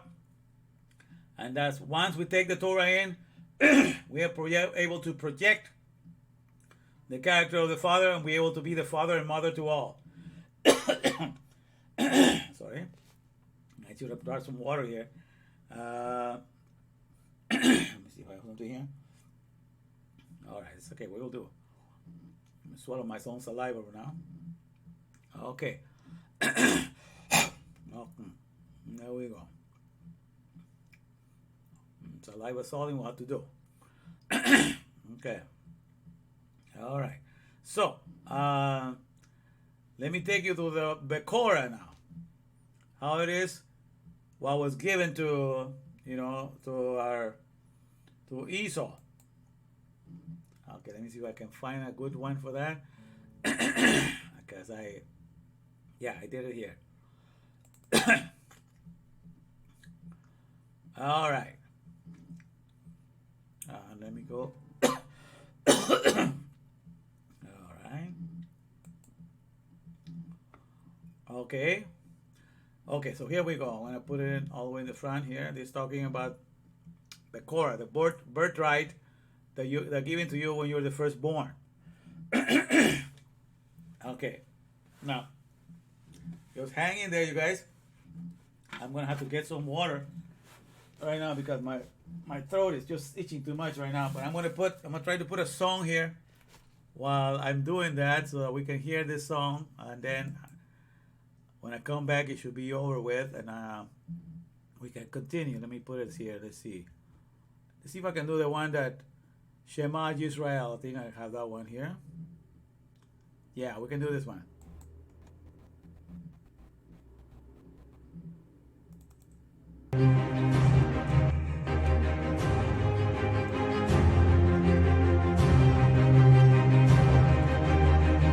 Habakkuk 2:14.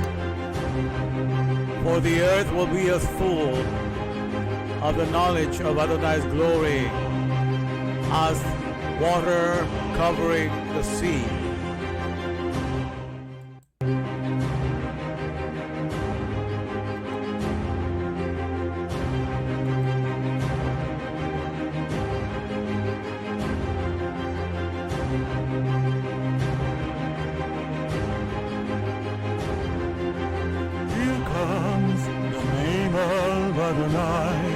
from afar, he's in the burning, thick rising smoke. His lips are full to the brim with fury. His tongue a consuming fire. His breath is like an overflowing stream. Blood rises high to squeeze upon the land, to sieve the nations with the sieve of vanity, and put a pride all in the people's mouth to lead them astray. Shema Yisrael, Adonai Eloheinu Adonai Echad. Shema Yisrael, Adonai Eloheinu Adonai Echad. Shema Yisrael, Adonai Eloheinu Adonai Echad. Shema Yisrael, Adonai Eloheinu Adonai Echad. He repays according to the deeds, fury to his foes, reprisal to his enemies. To the coastlands he will repay their due. In the west they will fear the name of Adonai, and likewise in the east his glory. For he will come like a pent-up stream, impelled by the Spirit of Adonai. Then a Redeemer will come to Zion, to those in Jacob who turn from rebellion. So says Adonai. Shema Yisrael, Adonai Eloheinu Adonai Echad. Shema Yisrael, Adonai Eloheinu Adonai Echad. Shema Yisrael, Adonai Eloheinu Adonai Echad. Shema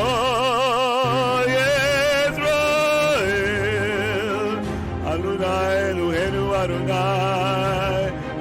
Echad.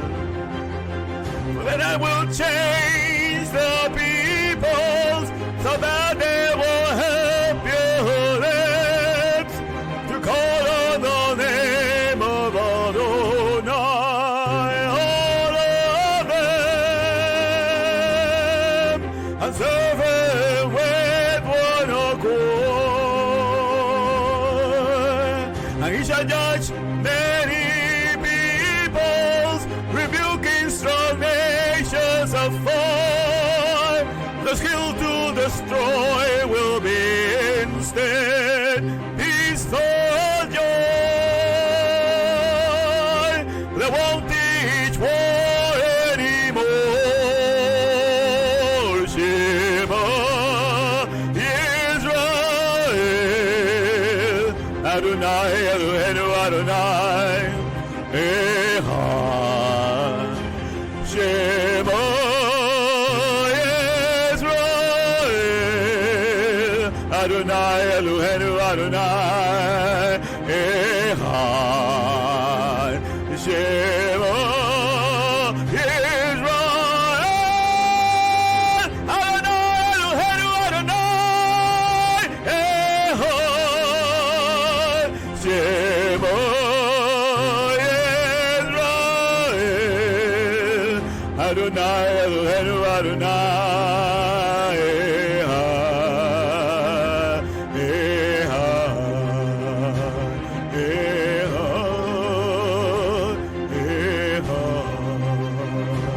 Echad. Echad.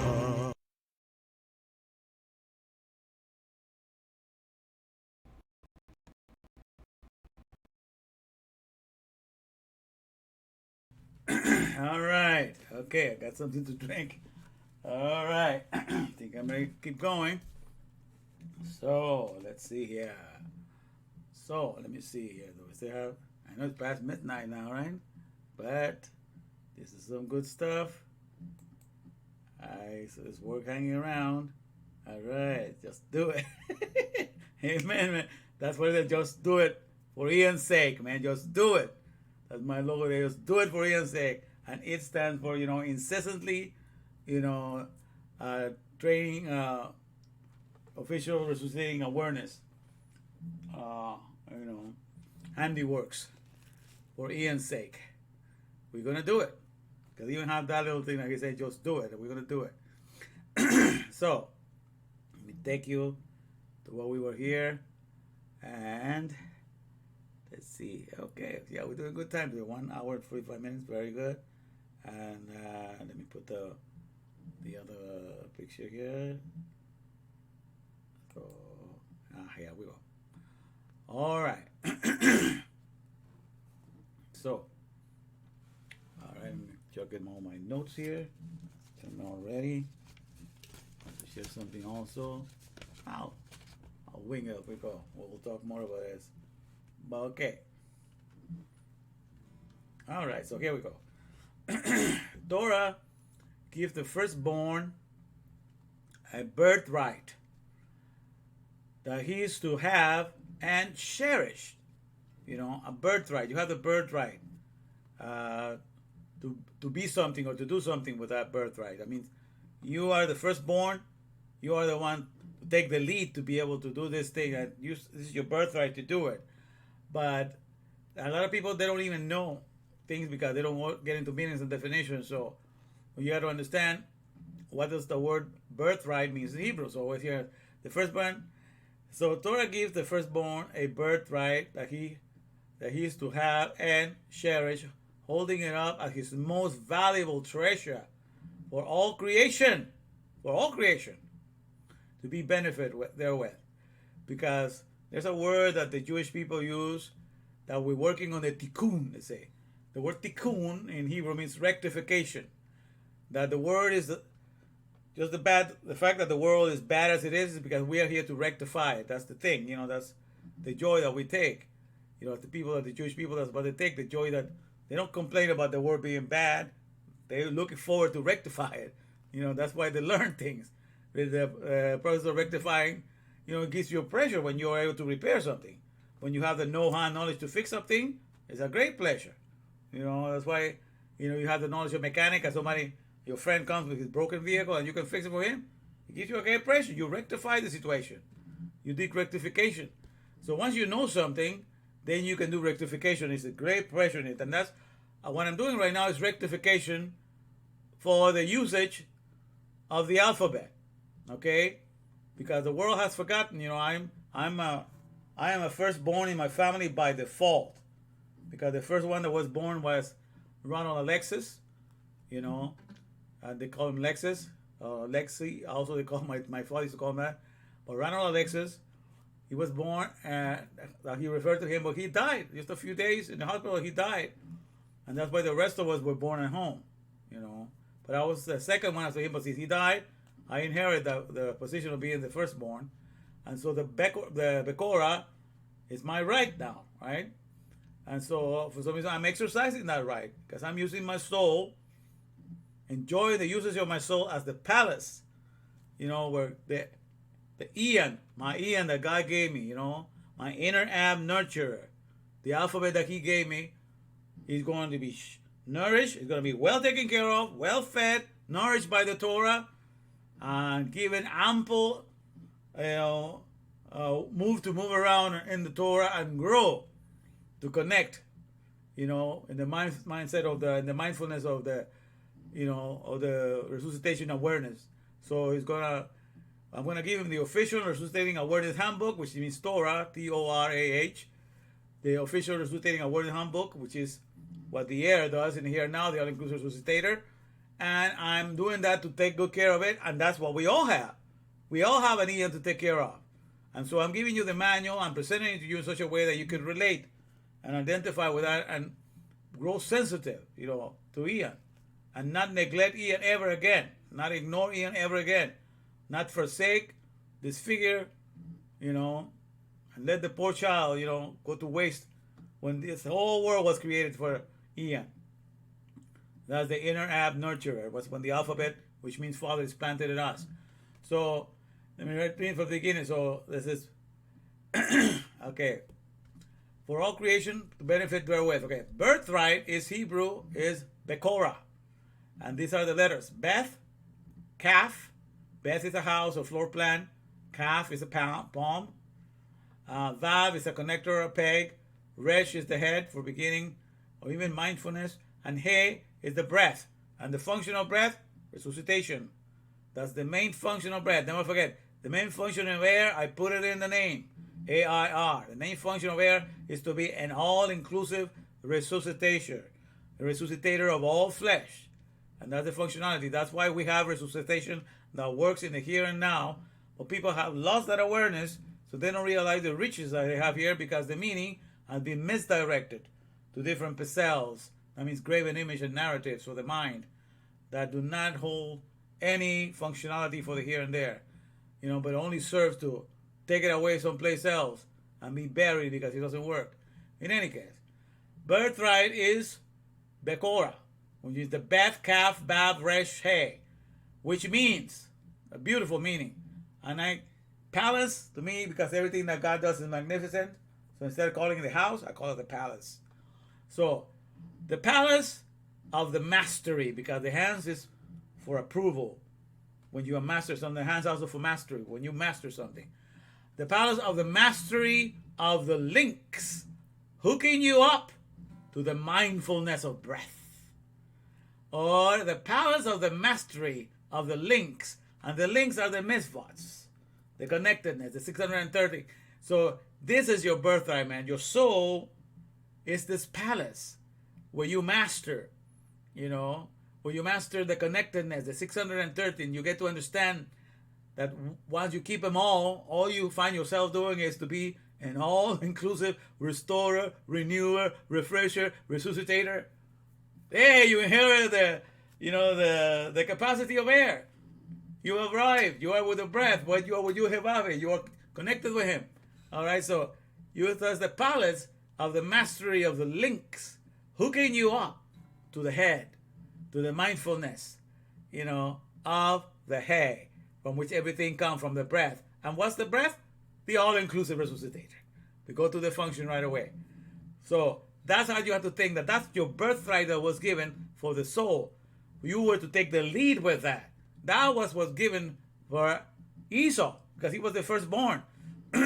So he was encouraged to use his soul that way and to take the lead as being the firstborn, to use it that way. And so he was supposed to just get into Torah and understand and let the soul be that place so that Ian, the inner ab nurturer, the alphabet that was placed in him, will develop fully to be a Famta, father and mother to all. All right, but this thing, he despised. He didn't realize the importance of what that means. Okay, it's just like setting up inside of the computer, the place, like the hard drives is the magnetic place where the software is going to be taken care of. Magnetic, disk and everything. That for you, and then you send all the necessary firewall programs, and antiviruses and everything to protect it in there. Because in the heart of it, that software is supposed to be king and not supposed to be bothered. So that's how a man needs to think of Bekorah. He has the right to make his soul the house where the alphabet is going to be deposited, to be that secure and tight place, a strong tower, a castle, a palace, in which is going to be nurtured, is going to be grown, because all the things that you're doing it for my Ian's sake. You're going to call me my father. You're going to have that kind of connection with me, which I was reading to you earlier. So it's the palace of the mastery of the links, or the hookups, to hook you up to the mindfulness of the head of the breath, the mindfulness of all-inclusive resuscitation. It says, by treasuring and holding on with all your being and with all your might to this dynasty of the air, because that's what you inherit. Your soul has a dynasty of the people that have mastered. Abraham kept the commandments. He said that he kept the Torah even before Moses wrote it. So the Torah was going around. He kept the Torah. He kept the commandments. So he had the mastery of that, and that's how they kept. Everything was orally transferred, Finally, it was written down by Secretary Moses. He wrote it from the mouth of God. He was his secretary, but this thing was going around. And so Abraham kept the dynasty going. Isaac dead, That's why they were careful to choose the wives or the kids, because they wanted to find people that they're still keeping the Bekorah. They still value the soul for that purpose of raising Ian, the inner Ab nurture in them the proper way. And so they had this dynasty of the heir, which is represented by the meaning of the birthright or Bekorah. Okay, so the alphabet or Bekorah, the alphabet or the alphabet that has been placed within the soul will be guaranteed the full ample development of the famta, of being the father and mother to all. So when you take that Bekorah, that birthright, seriously for what your whole soul represents, then the alphabet that is in you is guaranteed a full wholesome development. It's going to grow strong to be a father and mother to all. But if you don't realize what your Bekorah is, what you can make your soul become for the Ian, for my Ian that's going to be deposited in you, then you lose sight of the purpose for which God created you. All right?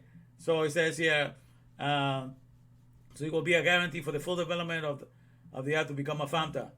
It says optimal, that will be his optimal growth status to continue to fuse in oneness with the all-inclusive resuscitation in the great fellowship of constant resurrection or resurrection for the here and now.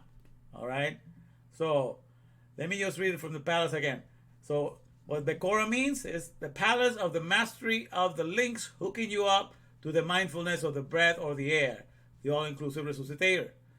By treasuring and holding on with all your being and with all your might to this dynasty of the air, which is represented by the meaning of birthright or Bekorah, the alphabet that has been placed within the soul will be guaranteed the fully ample development of the famta.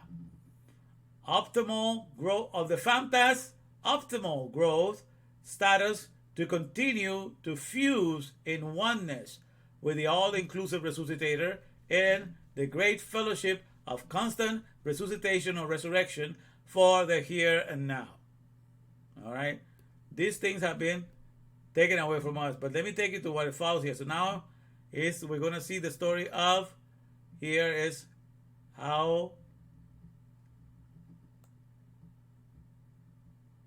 Esau treated his Bekorah.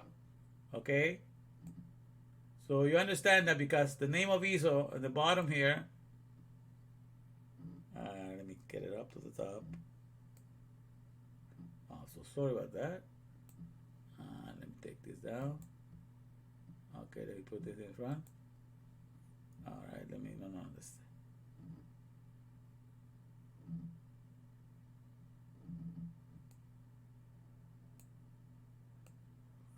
Okay, now it didn't work this time. Hold on a second. Give me a second. Let's put it all the way to the back. On this one, let me just. Okay, how do we do this? Hold on, give me a second.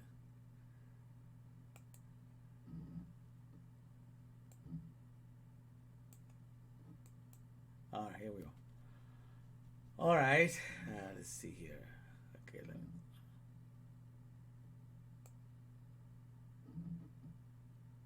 Okay, so that's and then I put it higher so that we can go to the top. Yeah, there we go. So we know that Esau is all concerned about the physical body. Okay, so looking attractive to hook up. That's basically what his name means. Okay, or presenting yourself in a situation in somebody that is compassionate. We feel attracted to your malady. For example, when he, well, I'll tell you as we go here. It says, but look at Jacob, Jacob, work overseeing the entire house. So he is the supervisor. You know what I'm saying? He's the quality control manager. So he's ready to take on the Pecora, the palace of all this place to take care of. So he's got the right name to be the supervisor of the whole place. But this guy is only concerned, doesn't even have the right name to go with it. So looking attractive to hook up, he's just concerned about the physical body. That's his main concern, you know. What is my physical body getting, you know? But everything is done for Ian's sake, right? So what is Ian getting out of all of this? That's what you need to ask all the time. Everything that you do is for Ian's sake, for the inner ab nurturer. So I'm going to go closer now. All right, so here we see.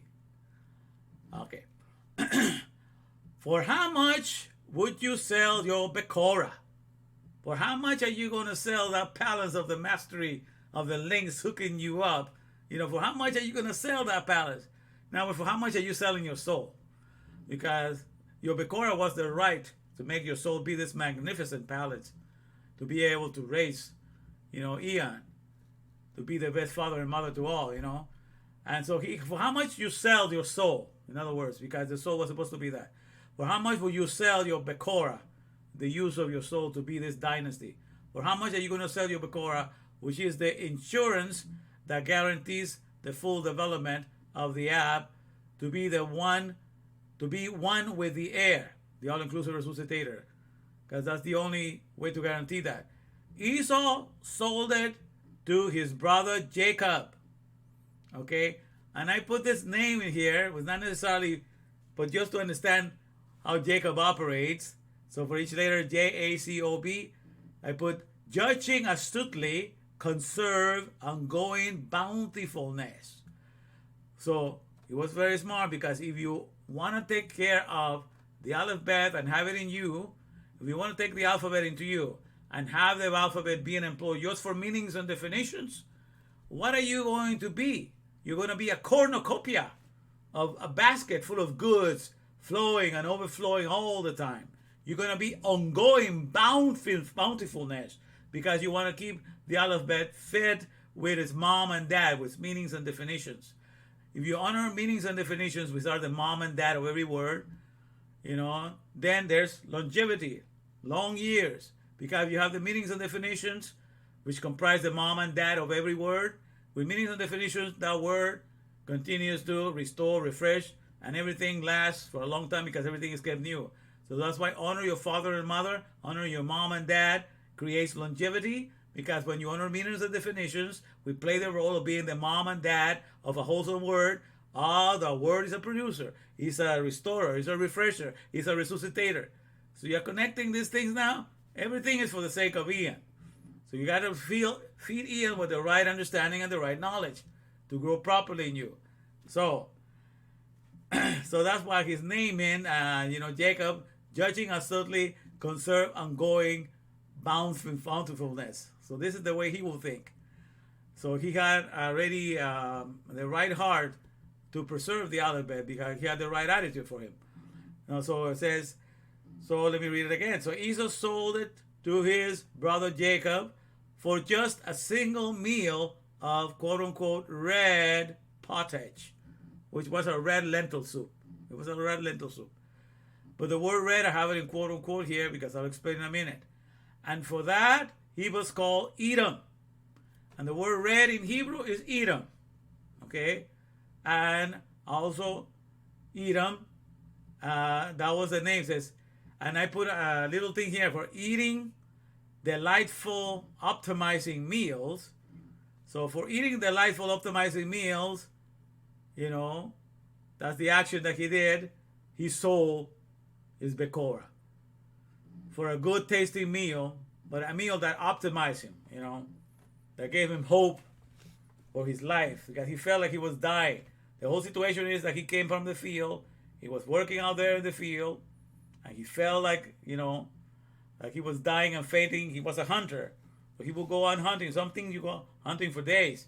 But he must have not caught any venison or anything, because when he was going back home, he was just so exhausted, so tired. I'm about to die.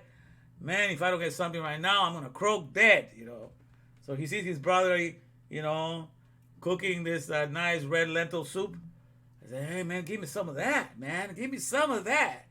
And his brother saying, oh, well, I'm going to get it in exchange for that. Let me have be entitled to the Bekora that you're supposed to have. Let me have that entitlement. You're giving it. Why are you bringing that up right now, man? I'm dying here. That Bekora is not going to help me right now. I'm about to die. I'm about to croak. You can have it. No, you swear to me that that's the case. I swear you can have it. Pinky, Pinky swear. Whatever they did to make it, but they did, I swear. So he sold his Bekora to his brother for that birthright.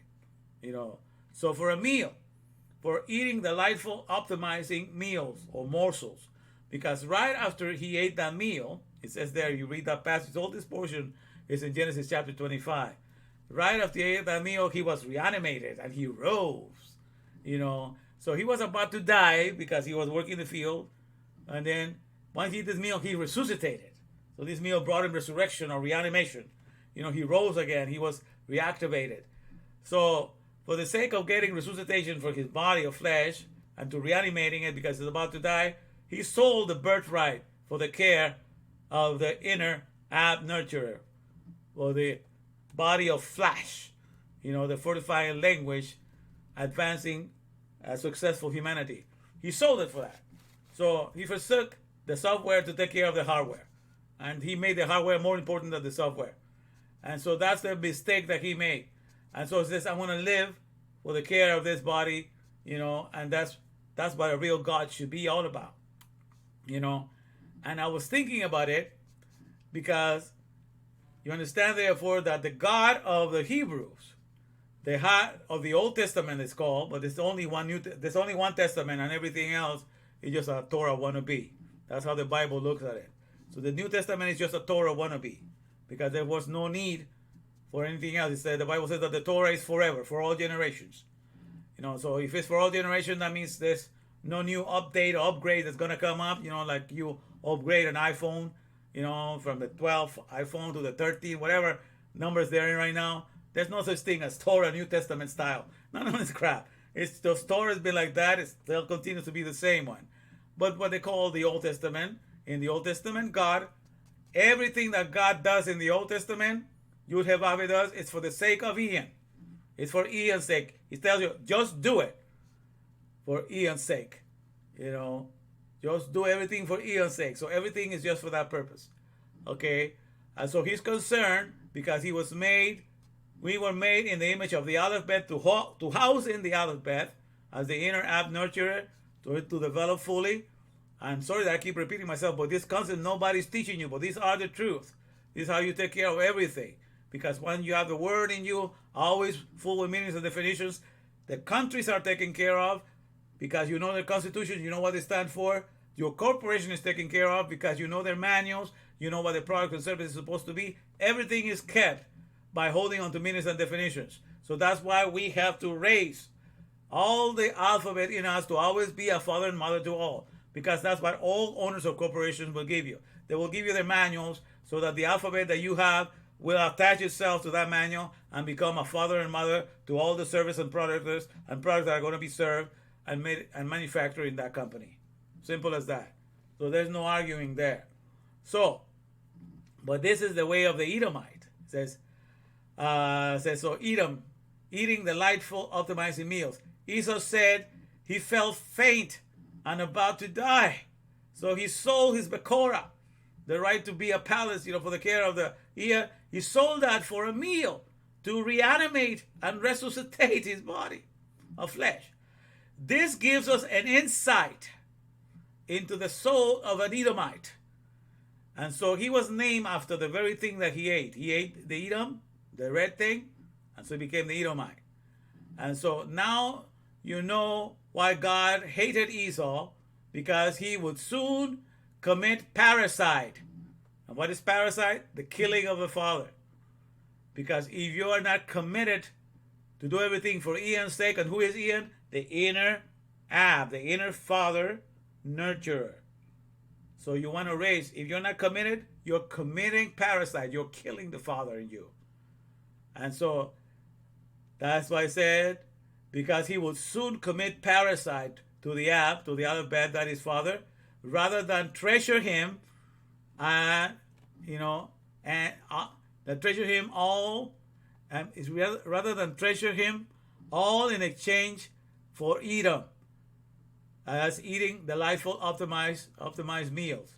So a delightful optimized meal will be something that you can hear, that somebody gives you something that is going to be really good for the benefit of the flesh. It's all for the benefit of the flesh. So you will exchange raising the Alabeth in you, Ian in you, to be a father and mother to all, as long as you're getting something in exchange for that. I guarantee that this body of flesh is going to get either healings, resurrections, or what have you. But anything for the body, and even you're going to take yourself to heaven to get a better body there, so you can have, for the physical, all for the physical care. A house with a full Olympic pool, with all the commodities, for all the comforts that you couldn't get in this world. So everything is just for the better environment. That's what the whole thing is. Nothing for the full growth of the Alabeth. That doesn't even cross your mind, because that's what the Torah, the Bible, the God of the Torah is for that purpose. It's all for Ian's sake, for the inner ab nurturer, for the sake of growing the Father to his full potential in us, the alphabet. All right. So that's what the God of the only testament that's worth it, that deals with the care for the here and now, because all there is. In the first 5 books of the Bible, you don't hear any instructions about what to do to go to heaven and to avoid hell. None of that stuff. It's all 613 mitzvahs about how to take care of your whole environment, your fellow men, your parents, the name of God, the reputation of companies. All of that stuff is there. Everything is to handle the here and now. Okay, so that's what it's there for. And so, it says, so let me get to this thing. So I want to read this again. So this gives us an insight into the soul of an Edomite. Now you know why God hated Esau. Because he would soon commit parricide to the Ab rather than treasure him, all in exchange for Edom, for eating delightful, optimizing meals. That would guarantee resuscitation, refreshing, renewal to the body of flesh. Or even getting a brand new body of flesh that can never die. All of that, all for the sake of the body of flesh. So Esau is all about doing everything for the body of flesh. All the benefits for the body of flesh. Resurrection for the body of flesh. Healing for the body of flesh. Strong constitution for the body of flesh. So you betrayed the inner body of flesh, and you sold your Bekora. All for the body of flesh. Okay? So as I was meditating on this, I was realizing how a lot of things are exchanged.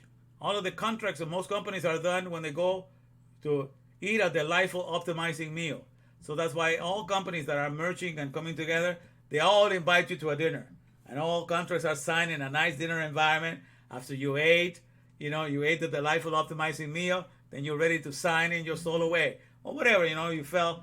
So a meal just gets people together. Even the women are invited to a date for a nice meal. They give their virginity away. They're virgins, because they have no background. Everything is, all for the benefit of the flesh. For eating delightful, optimized meals, they'll exchange anything. Okay? And so, if you hear also a story that is a delightful story, that's something that is going to invigorate your body, you also, give it away. And I was completely oblivious, completely dead to the idea that we're here to nurture the Alabeth that is inside of us. Just completely, because it's not taught to you. You're completely dead to that idea, And so I was thinking how the Old Testament, to go to the old tradition, like the Torah is the book of Yud He Vav, the one to keep all things resuscitating by keeping the words of meanings and definitions. So that's why it's the official resuscitating awareness handbook. And that's what the Torah is, and it's for the here and now. While the New Testament that came along, that's actually for the God that Esau wanted to believe in. In other words, Esau did not want God to be the white old fuddy God of the Old Testament that's just so concerned about every letter in its place and what have you, that this book of the law shall not depart out of thy mouth, but you're going to meditate on it day and night, fix every letter, never, I don't want that. It's too much, I just want to see what I can do for the body here now, and just live for that, and exchange all of that for that. All right? So, he is the New Testament, if you think about it, is the perfect God for Esau. Because it's all about taking care and bringing the best benefits for this body of flesh. And you realize that all the Edomites think like that. They get a job, not necessarily because they're going to learn to do something and be a resurrector and resuscitator, a refresher, restorer, renewer to the product and services. That is not the main concern. But they go there for the fringe benefits. What am I going to get for this body? I'm going to get a lot of rest, vacation time. I'm going to get some sick days, Am I going to get medical insurance? Everything for the care of the body. So they look at the fringe benefits, and they're loyal to these fringe benefits.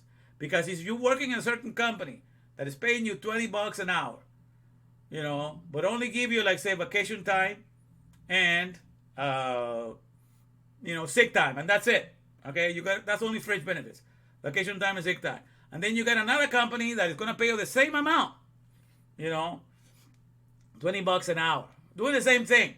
But fringe benefits will be, the vacation time, the sick time, you're going to get some bonus pay for certain things. You're going to get some medical insurance, dental, and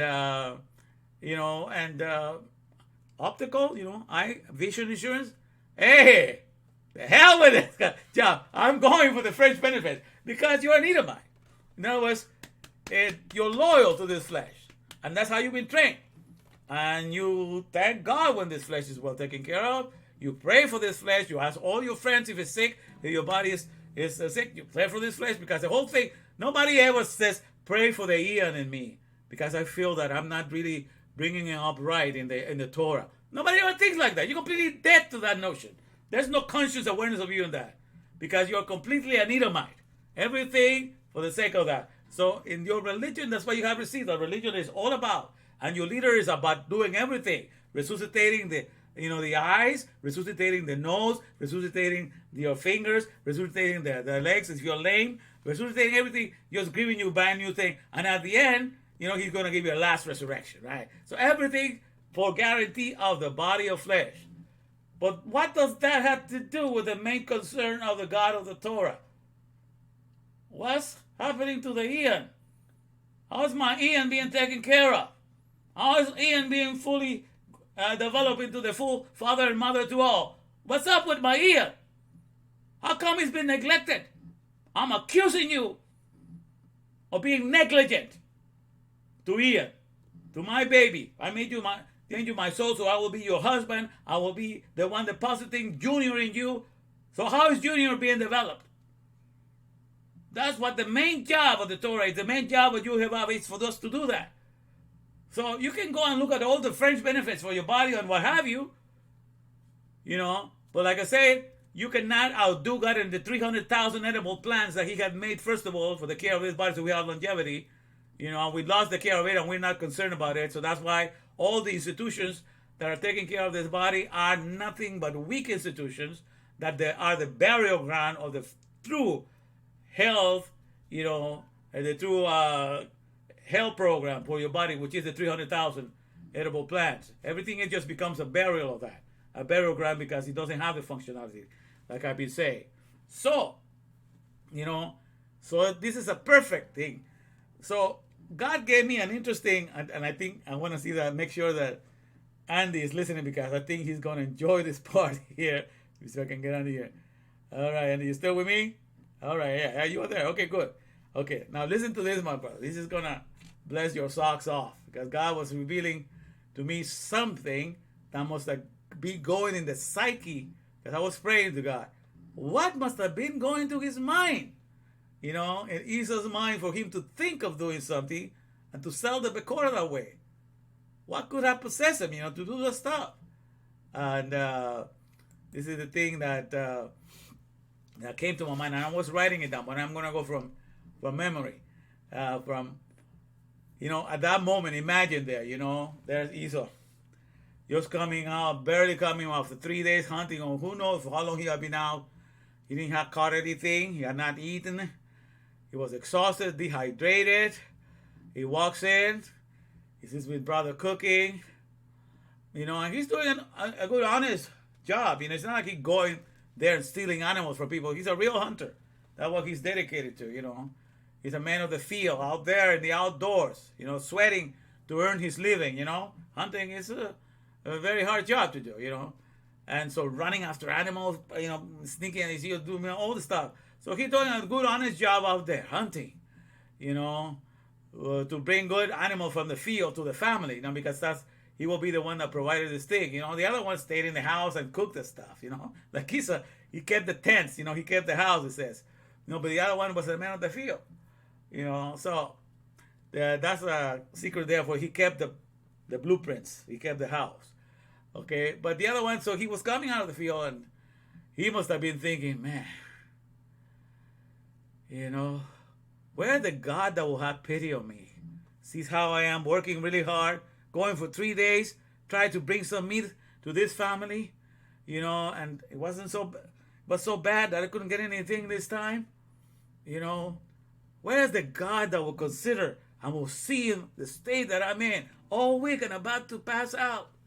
Where's the God that will think so kindly, will have pity on my situation right now, and will love me so much that even will put it in this mind of my brother to just give me something to eat already so I won't have to beg him for all things' sake. Where's the God that's really, that says that is compassionate? Where's the God right now that doesn't see my pitiful situation that I'm about to die and croak after going to do an honest work, for 3 days, and not getting anything? I'm out here dehydrated, about to die. If this God would just come from his throne and show me that he's willing to spill out his red blood, because when my red means Edom, his red blood, that he's willing to do that, and he's willing to do anything to feed me, even in his own body, he was necessary, to not to see me die, If there was such a God that was willing to spill his own blood and would take pity on me, on my body being so weak and I'm about to die, and would bring me back to resuscitation, and would bring me back to life right now. If there was such a God like that, if there was such a God like that would show me that kind of love for the situation I'm in right now, that I'm just here, providing for the family, not being considered and everything, and now this guy, that I'm the one that brings the meal here, I have to beg him for the soup when I bring all the meat all the time, and then he was, what kind of, nobody's compassionate on me. I wish, where's this God right now? Because if there was a God that would do that for me, I will accept that God. I will sign up to serve him. Oh, for sure. This is the kind of thing I'm going to be going and eating. If there was a God like that, imagine. If there was a God that Edom was dreaming of, that would have pity on him for, because, and where do you find this God that has pity on the body when it's all frail, when it's all weak? Never mind that the nations of the world have deprived you of the 300,000. But, whatever. You're sick. You're found in a very weak situation. You are all crippled. You're all this and that. But here comes this God that left his throne in glory. And that gave you his Edomite blood. The red means Edom. He gave you his red blood to spill it upon you. And to do everything so that you will be resuscitated. You will be restored. Your body of flesh will have all these fresh benefits, that you couldn't get because you were deprived of the original garden anyhow. So where is this God? It seems like you can find him in the New Testament. Can you? That is the Jesus of the New Testament. It's the God that Esau wished God would be like. But that's a completely different God. It's one that he wished God would be so he would understand it. He wanted God to have pity upon him, upon the state, because understand that's exactly the situation that was happening, to Esau from the standpoint of the flesh, and that's exactly how America thinks. They look at everything from the standpoint of the flesh. So when they're sick, they have a cough, they have a cold that's about to kill them, then they want everybody to have pity on them. Please pray for me. I'm about to die. I'm about to choke. Please ask the Lord, to pray for my health. Everything is just for the body. Outside, for the external body. And that's the God that they believe in. Because none of them, I have not seen yet a single Edomite, a single Christian say, I want prayer requests. I have a feeling that I have not been taking good care of the alphabet that has been inside of me. I think he might be weak. I have a feeling that. So pray for it, my brothers, my friends, and I pray that I will know how to make the best use of this palace of my soul so I can raise him the well, and I will never neglect him. Where have you heard a prayer like that? From the Edomites. From the New Testament Edomites. No, that's all for the body. And that's what they believe. Exactly what Esau was thinking at that moment, You think, where is this so compassionate God? If he would have looked at my situation, I am the meat provider here. This guy just has to cook the stuff. I bring it and he cooks it. As a matter of fact, he's only cooking soup right now because I haven't brought any meat. I didn't get anything from the hunt. So he's got to be stuck with soup. And I have to beg him for some soup? Come on! Where is the appreciation here?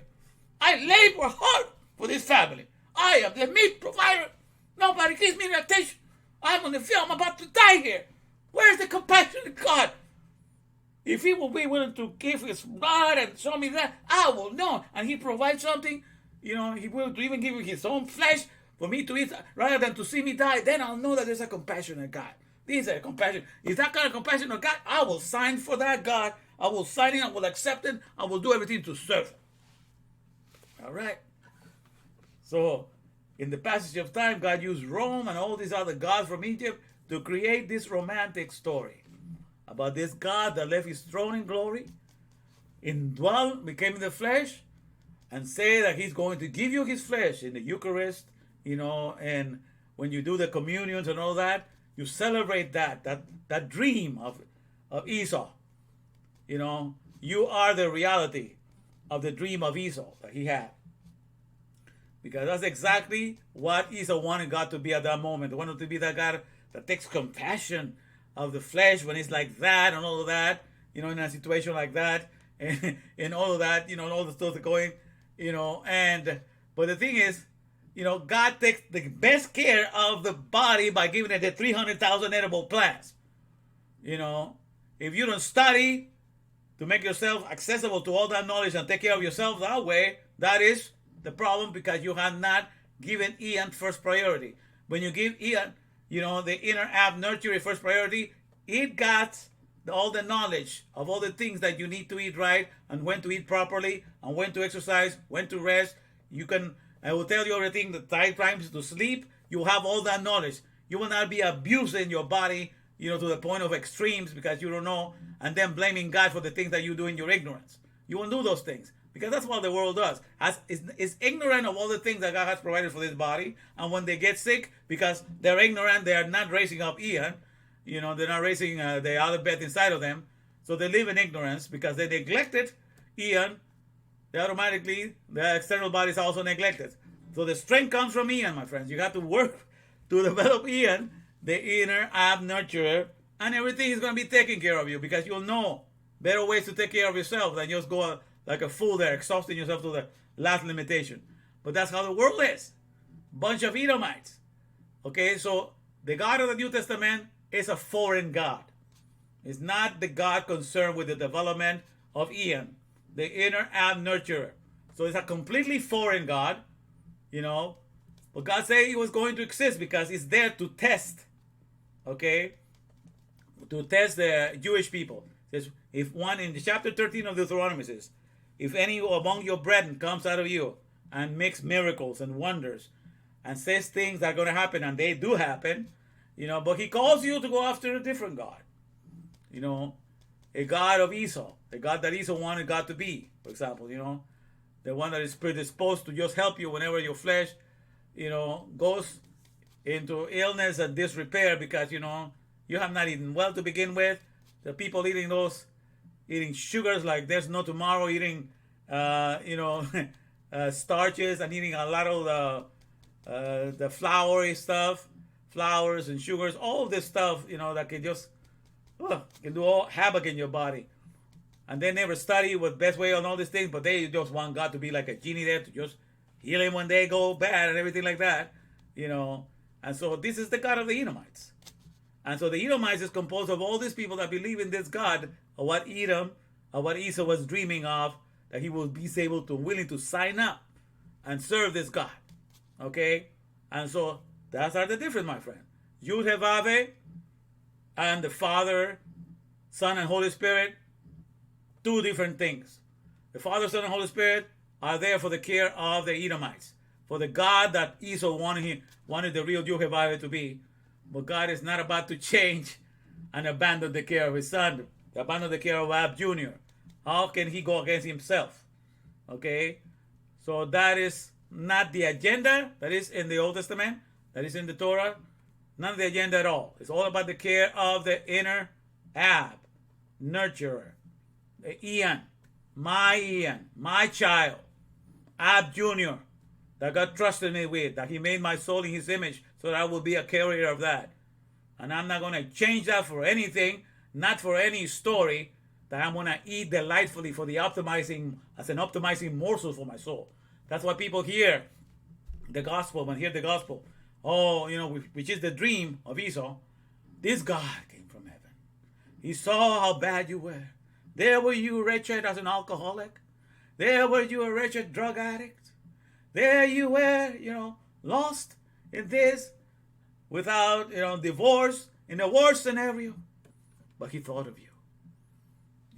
He sent his son because you couldn't do anything. You have messed things all bad. And there was nothing you can do. So he came looking after you. And you go, oh, glory, oh, God, oh, my, such love. You make songs about that imaginary Yud-Heh-Vav-Heh. That doesn't exist. It's all in your mind, by the way. Because Yud-Heh-Vav-Heh has never been that way. All right? That's why he created everything in perfection. Says this one thing I know, it says in Ecclesiastes 7:29, that God made man upright. He made him perfect. He made him straight for the use of the alphabet. Because that's what happens when you go to hire in a company. That company hires you straight for the use of the alphabet that is in you to line up with the alphabet in the manual. So that's what God made us. Straight for the use of the alphabet to be raised in us to become the father and mother to all. But, so this one thing I know, says Solomon. God made man upright, to be straight up, to do something right away for something. But he saw many deviations. He saw many inventions. He saw many alternatives. He went looking for other things to do, except that, So everything else that is not straight down to line up the alphabet in you with the alphabet in the Torah is a deviation. It's an alteration. It's an invention. It's a Pesel, which means a graven image that he did not ordain. So people are lost in other things, but it's everything for the fringe benefits of this body of flesh. And for that, they sold. They sold their soul. The soul is no longer that Bekora, the birthright that was of the palace being utilized for this. So this is probably concepts that you have never heard before, but they are there. I'm just opening your understanding for you to see how you've been robbed. First of all, the first reason what you were made for, you don't even know the purpose. And then, so then you realize that with eating delightful, optimizing meals, you sell everything. And so even the story that tells you the idea of the fringe benefits you're going to get in this body and this world. So all of that, my friends. So if you have been raised in the Pesel of Christianity, which is a story of Rome, because it uses the resurrection as the best product they have to offer. That's the best product. And they create a romantic story to let you sell your soul. But Rome is a romance. So they create a romantic story. And what happens when you fall in love to a romantic story? You lose your head. And when you lose your head, you become an ass. You become a donkey. All right? And that's why the word Rome, you read it Hebrew style, you read things backwards. So R-O-M-E, that's the way of the West. Here we read it that way. But Hebrew style will be E, starting from the back, E-M-O-R. And that's Emor. And if you put a head in front, Hemor. And Hemor is ass. So when you buy the romantic story from Rome, for the God that loves you so much, for God so loved the world that he gave his only begotten Son, that whosoever believeth in him will not perish, but have everlasting life. Oh, wow. And so you're thinking, it's all about this body is going to be taken care, guarantee of eternal life for this external body. You're not thinking of anything that the character of the Father is never going to be destroyed. It's never going to be, distorted, or never going to suffer anything like that. That is not even crossing your mind. So it's a different Pesel, a different way of doing things. Okay, so that's why I have the other way of thinking from the Torah. If you're going to learn the verse, John 3:16, for God so loved the world. If you want to learn something that is real from the Torah, this is how you say it. Let me put it in here. Let me see if I have it. If I have it, here we go.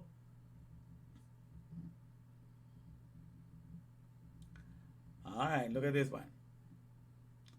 All right, so this is how you should learn it. This is something similar, but from the COVID-19-MAN. That's the name I call myself in this group. Okay. For Yud-He-Vav-He is so eager to show his unlimited loving care in this world that he gave us Torah. All right? The only resuscitating awareness handbook that whosoever aligns his heart and mind to it, because remember the first commandment is thou shalt love the Lord thy God with all thy heart, with all thy mind, and with all that. So whosoever aligns his heart and mind to it, it can be predisposed or inclined to have the mindset and mindfulness that can be indwelt by him in the here and now and forevermore. And who is him? The all-inclusive resuscitator, for the use of words with meanings and definitions. So instead of learning that stuff from your Edomite God, you can learn this one from the COVID-19-MAN and be in the Torah mindset and be in the right thing.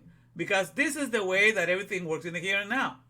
You got to take care of the alphabet. Line it up with the alphabetic manuals. And all industries work. But just believing in somebody's name and saying it, and it's not going to make it work. What if you say, I'm an engineer because I call on the word engineer.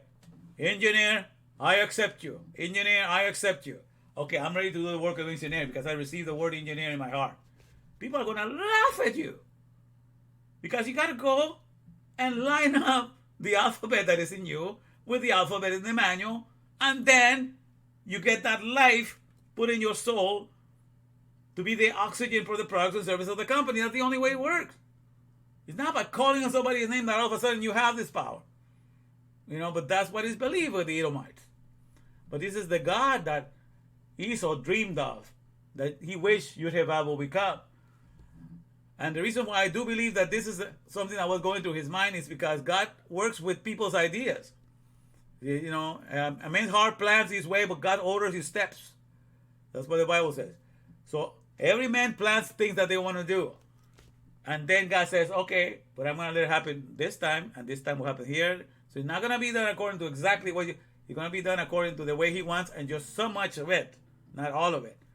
So if this idea was going, because I think, I put myself, I go back, and I meditate on these things deeply. He must have been feeling really sorry for himself, and nobody was appreciating all his labor, because that's how people are in the flesh. You feel like dirt, you work for your boss and everything, and nobody pays attention for all the efforts you do. And so the thing you're able to walk away from there because, nobody gave you the consideration and the appreciation you should have gotten for all the efforts that you put in it. So people do all these kinds of things because the labor of the flesh is not considered, is not appreciated, and all these things. So they're caught up with that. But know this very well, my friend, that the God of the Torah is not the same God of the New Testament. Because the God of the Torah does everything for Ian's sake. Everything. And he teaches you, just do it for Ian's sake. And then the Edomite God, because the Edomites are all the people that believe in this dream idea of a God, the ideal God of Esau that he wanted at that moment God to be, So they want to sell out his soul. God just gave him everything. And so this story is well told by Rome. And so the resurrection is taken from the here and now that belongs to the air and to the souls that learn meanings and definitions, and is stashed away in a grave, because Christianity is nothing but the grave of resurrection. Because resurrection of Christianity is not usable, it's not utilized for the here and now, to keep all things alive. The air is doing all of that. So therefore is a resurrection that is dysfunctional. So everything that is dysfunctional just gets to be buried. So a name of something that is alive but does not function, according to the scripture, that's a graveyard of functionality. So Christianity is nothing but a graveyard of the functionality of resurrection. The one who has the functionality of resurrection is the air. That is the all-inclusive resuscitator, and is using it in the here and now, and never sends you a bill. The life insurance for the flesh is the air, is the all-inclusive resuscitator, and never sells you a bill for life insurance. While all the people that have life insurance, they sell it to you, and they never give you life insurance. They only give you death compensation. So dead things cost a lot to keep them going. That's why to keep the Pesel, or the narrative of the dead resurrection that is buried in Christianity, you have to build convents, you have to build parochial schools, you have to build all kinds of stuff just to keep the dead resurrection, the dysfunctional resurrection going. And in the whole time, of this process that is going, you are the one that's being the resurrector. You are the resuscitator. The only real resurrection in Christianity is your own mouth saying the story over and over again and keeping it going generation after generation. You resuscitate the story in somebody else's mind, and so you are the only real resurrection of Christianity, because you keep the story alive. That's the only real resurrection. But you don't even realize that you're the resuscitator. You're so dumb, because that's what that story from Rome, that romantic story, makes you become a donkey. And let me just bring a reminder of that here. That's what happens when you listen to Rome.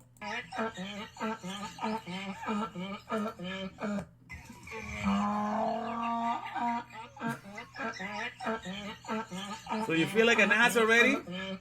Because that's, when you find the truth, that's what Rome is. It's a hemor. Backwards is a donkey. So you bought the romantic story, and that's how you feel. Let's stop that for now. So you see what I'm talking, my friend? Oh my goodness.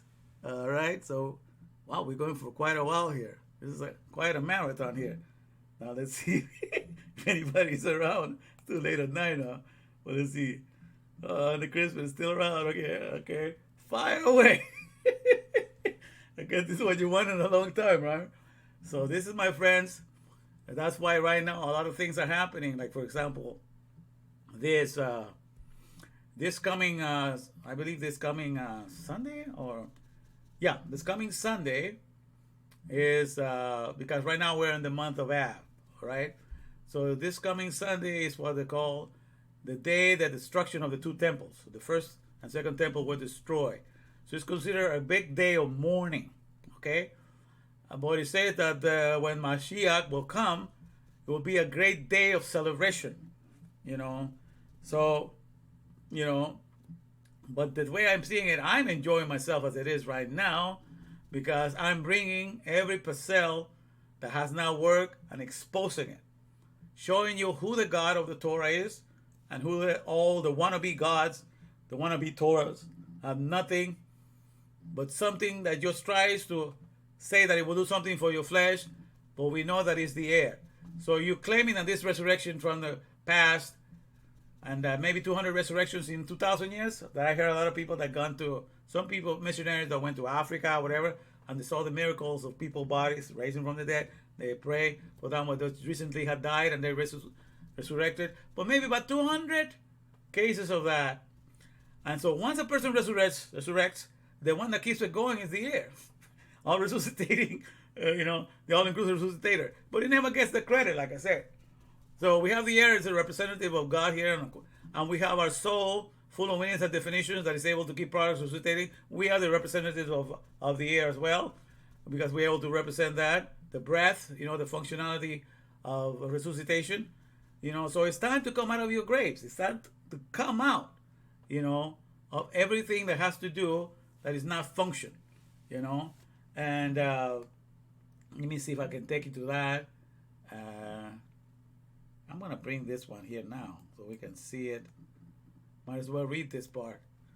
You know, these are the lessons that I did earlier, but I'm going to review it right now because this is very important, you know, about what God talks about resuscitation and resurrection. All right? And it has to do the power of resurrection. Let me tell you that right now. The power of resuscitation is found in the air and it's found in the soul. One is knows meanings and definitions. And where does the air get the power to bring life? The interesting thing, that's the one thing that we share in common. The soul shares the same thing in common with the air, because the air is just like a neutral gas, or neutral, you know, that can take carbon monoxide, which is poisonous gas, and can kill people. That's why if you're inside the garage, the air in there, you know, carrying the carbon monoxide will kill you with those fumes. But if you are in the outdoors where the trees are, then it's something different. And this neutral gas goes to where to get the things to resuscitate you, to the life for you. It goes to the leaf, you know, to the leaf of the tree. All the leaves feed this gas of air, this neutral air, that feeds it with oxygen. And now this oxygen, once the air is filled up and is eaten up, this, you know, has nourished with this oxygen is taken to the cow, to everything that breathes, you know, and is kept alive. All right? And so it has to go to the leaf and nourish itself, take on, you know, digest, ingest, you know, the oxygen, and take that oxygen so that I can be kept resuscitated, you can be kept resuscitated.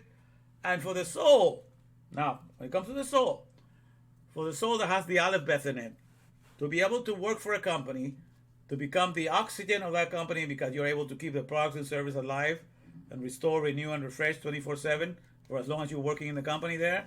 You're able to do that at the drop of a hat. What do you have to do to be able to do that? You have to go to the papyrus solutions. You know, the paper comes from the papyrus. It used to, now it comes from other things, but what's the original paper? So you have to come to the papyrus, and the papyrus is the reed tree, which is made out of a leaf. So you also have to go to a leaf and read what's in the leaf. The leaf is written in the meanings and definitions. And then you take that in. You know, you take that in from the leaf of the meanings and definitions. And once you take the meanings and definitions, then you actually have resurrection power. So you also have to go to the leaflets that explain how things are put together. So that's the commonality. So we only get resurrection and resuscitation only from the air. Only the air has that. And our soul that was made in the breath of God, that means we are of the nature of the air, because we were made in the breath of God, in the air of God, in the ruach and the wind and spirit of God, all of that. Keep that in mind, because that's what we're going to read right now. And we're going to say that the resurrection does not come from touching another body of flesh. None of the resurrection comes from that.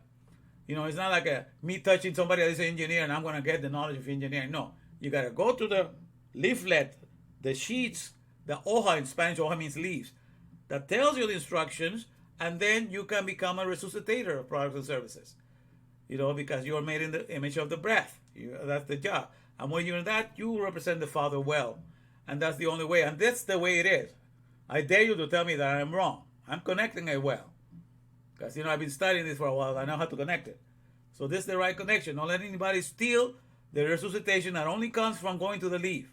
That's why in Torah, salvation, when the Bible is introduced, behold the great salvation of God. You know, I believe it's in Exodus 14, when he's parting the Red Sea, you know, which is not red, by the way, because in Hebrew it's reed, the reed sea, okay, which is the papyrus tree. They call the reed sea because that's the place where a lot of the papyrus grew. Okay, so that's the meaning, understand that. So the reed sea means the papyrus solutions, because the papyrus comes from the reed. And so it was the reed sea, that plant grew there.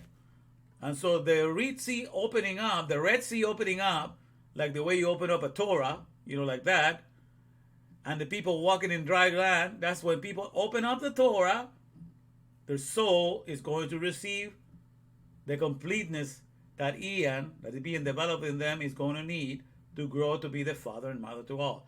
So that's why the opening of the Red Sea, or the opening of the Reed Sea, or the papyrus solution, because that's what the Torah means, the papyrus solution, that's what fills you with the knowledge and completes what you need to do for the alphabet that is in you to be able to do anything. That's why when you go to any work, they have to give you a manual, which is a Torah want to be, because it acts like you open the book, that's the opening, the papyrus solution, and you're able to read the instructions, and then you're able to save the company. So it's the opening of the papyrus that enables you to save a company, to save any product or service, to do good by them, and also to save the character of God being revealed to us, by the alphabet of the Torah. That's how it always has worked. And there's no other way around.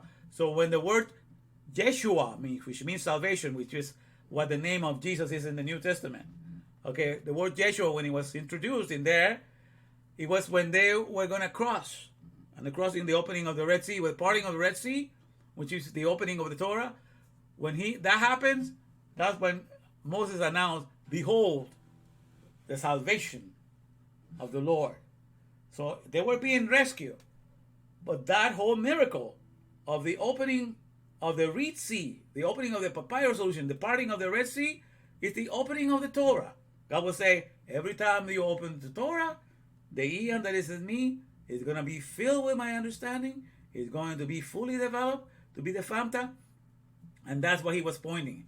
So the whole miracle of that is just the main trailer for the Torah, to introduce the Torah. And that's how our soul was going to be able to take care of Ian. Understand? It wasn't anything about Yeshua being the Jesus of the New Testament. It had nothing to do with that. So to God, salvation is the opening of the Torah. The Torah is the salvation of any company. The manual of a company, the mission statement, everything is what saves a company from going under.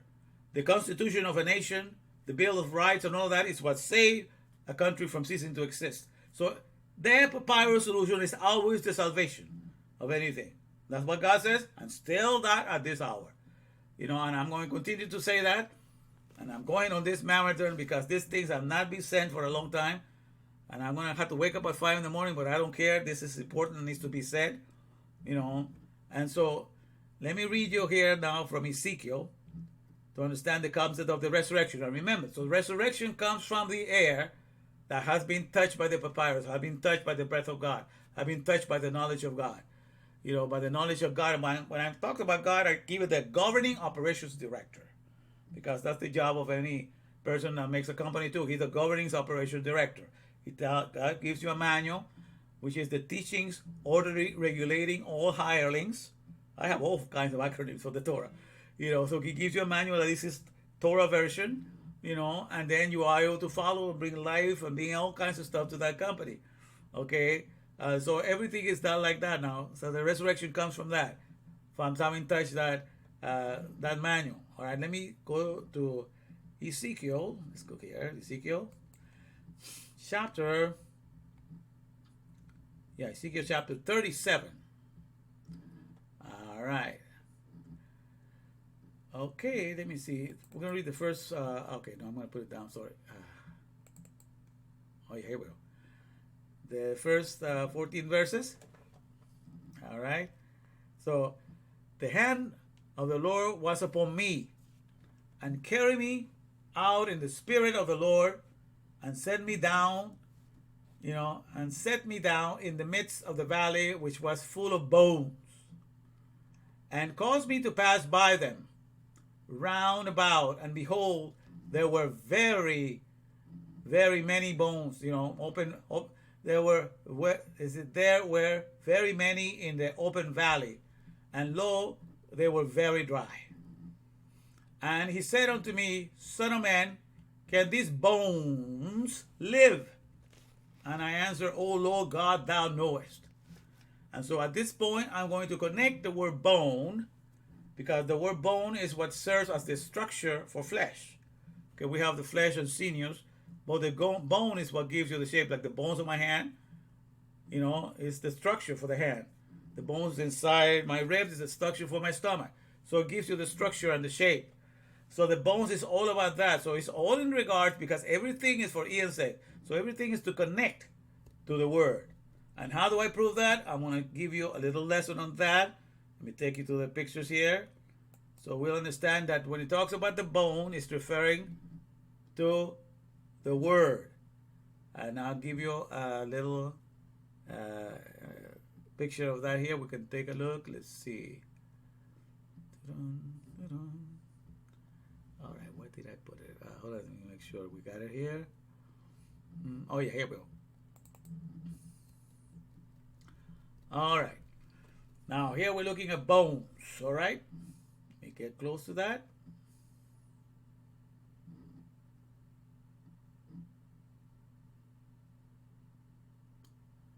All right, even closer and closer, and as close as we can get. So in Hebrew, in English we have the word, and in Hebrew that means dabar. Okay, dabar is word. Okay, and it's made out of the daleth, because the Hebrew letters have numerical values. All right, so dabar is made out of the daleth, which is the fourth letter of the alphabet. You know, aleph, bet, gimel, dalet. And then it's made out of the vav, which is the second letter. All right, and it has a numerical value of 2. So dalet and vav add together is 6. And now resh, the last letter, you know, in Hebrew you don't count you just count the consonant. So the resh is the numerical value of 200. So when you add this, 206. Okay, 206 is the numerical value of the bar. Okay, and so when you go on Google and you ask how many bones are there in the structure of an adult human being, how many bones can you find? If you Google that, it's going to give you 206. So the whole skeleton that gives structure to the flesh, otherwise the flesh would just be this bunch of blood, unrecognizable piece of meat that people would not know. But this word that gives you a structure, gives you an image of what you're talking about, of what this person would look like. This word is, this word, the skeleton is made out of 206 bones. And the dabar is 206.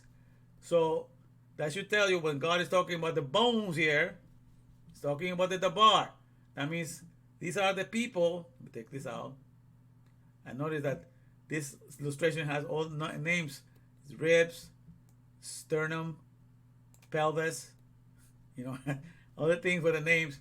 Because at the end of the day, if you don't know what they are, you don't know what you have. But in any case, just to connect with that. So this is a little side trivia there, but it's very relevant to what we're talking about. So God, that's how God shows himself the Lord of all things, because he's got everything connected. All right, let me just drop this one for now, so we can go back to where we were. All right, so here we are. And so verses this, and there were very many bones, and they were very dry. And he said unto me, Son of man. Okay, so a dry word would be a word that could not produce any water. It cannot produce any refreshing, because water refreshes, right? You drink water, you restore. Like a little while ago, I had to go to the kitchen and get some of the water bottle because my voice was going dry. So it has a way of refreshing, something. But something that is dry doesn't have that way, And so, even though it's like a rock, you understand that the bones inside of you are like the rock because they're like the stone. But out of your bones, that's what your blood is manufactured. Your blood is manufactured inside of your bones. So, even though it's like a rock and a stone inside of you, but it's a picture, the rock in the wilderness that fed him with the water, So the water that is needed inside the body is this blood that flows, but the blood is manufactured in the bone. Okay, so that's another mystery that people don't connect, In any case, so that means that these words, people know the words by route, but they do not know the meanings. A picture of dry words, would be a word that people know. You knew a word as a consumer. Okay, As a consumer, you only know a word just to get the product. You know the word car, or you know the word Toyota, you know the word Nissan, you know the word Jaguar, not to make them, but just to buy them. So just to point out, I want that Jaguar, I want that Lamborghini, just to make them, just to get them. So you're only a consumer. So as a consumer, what's the picture of that? That's the picture of a flame, and the picture of a flame is just to dry things up. So you have the words in you, but the words are without meaning and definition, so they make you a consumer. So that word in you just allows you to dry things up. So you understand? So a word without meaning and definition has the functionality to be a dry bone. It's not full of refreshing to restore, refresh, and renew, to keep the flesh alive. It will be like the bone that is not producing and manufacturing blood anymore. So that's a dry bone, because that liquid is what's restored and refreshes. So it's that we're getting into the nitty gritty here. We're taking our sweet time, because something that people have not heard and have not meditated and pondered upon. But the COVID-19-MAN here has been thinking about this for years, and this is my time to say it now. All right. So in any case, so verse 3, and he said unto me, Son of man, can these bones live? And I answered, O Lord God, thou knowest. It's the best way to answer when God asks you a question and you don't know. Humble yourself and say, you're going to show me, because I don't know. Okay, thou knowest. Says, again, he said, okay, sorry. Let me go here. Again, he said unto me, prophesy upon these bones. Speak. And say unto them, O ye dry bones, hear the word. Okay? Hear the word of Yud-Heh-Vav-Heh, of the Lord. All right, let me go up. Thus saith the Lord God unto these bones, behold, I will cause breath. He's going to tell them where the life is going to come. I'm going to cause breath, the air, the pneumos. That's the joke in Greek. Or the ruach, the wind. I'm going to cause. So where the resuscitation comes, so I'm going to say, thus saith the Lord unto these bones, behold, I will cause breath to enter into you, and ye shall live. So he's telling where resuscitation comes. It's not going to come from another body. It's not even the prophet going to go touch the bones. It's going to come from the air, because the air's functionality is to be an all-inclusive resuscitator. All right?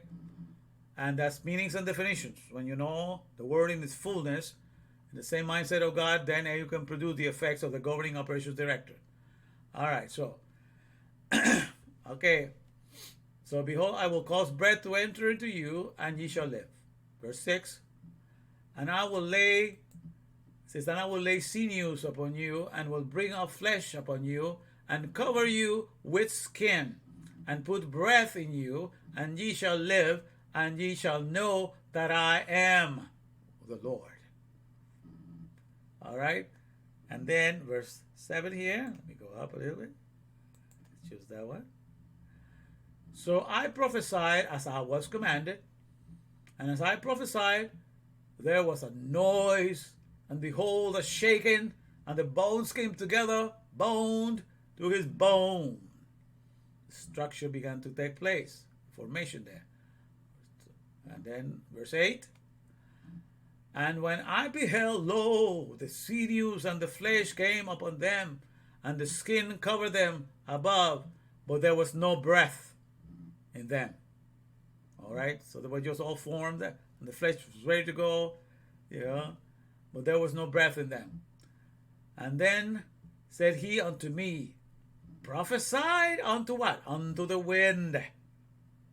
Okay? Unto the wind. Prophesy, Son of man, and say to the wind, thus saith the Lord God, come from the four winds, O breath, and breathe upon these slain, that they may live. All right? Verse 10. So I prophesied as he commanded me, and the breath, the air, the all-inclusive resuscitator, the word of the Torah, the leaves, the nourishment from the leaves, just like the oxygen gets from the leaves. So this is from, they have learning the Torah, having understanding all that, and receiving all of that. They lived. and they live and stood up upon their feet, an exceeding great army. All right. And verse 37:11. Then he said unto me, Son of man, these bones, now he's explaining, because he gave him this vision. So he's explaining why they gave him this vision, and he's telling who these bones are. Okay? Then he said unto me, Son of man, these bones are the whole house of Israel. All right? Behold, they say, our bones are dry, and our hope is lost. We are cut off for our parts. In other words, he's talking about they are dry bones, as it were, in the whole trajectory, of the dispersion. In the whole trajectory, being sent out into the different corners of the world, as they were alive in their flesh.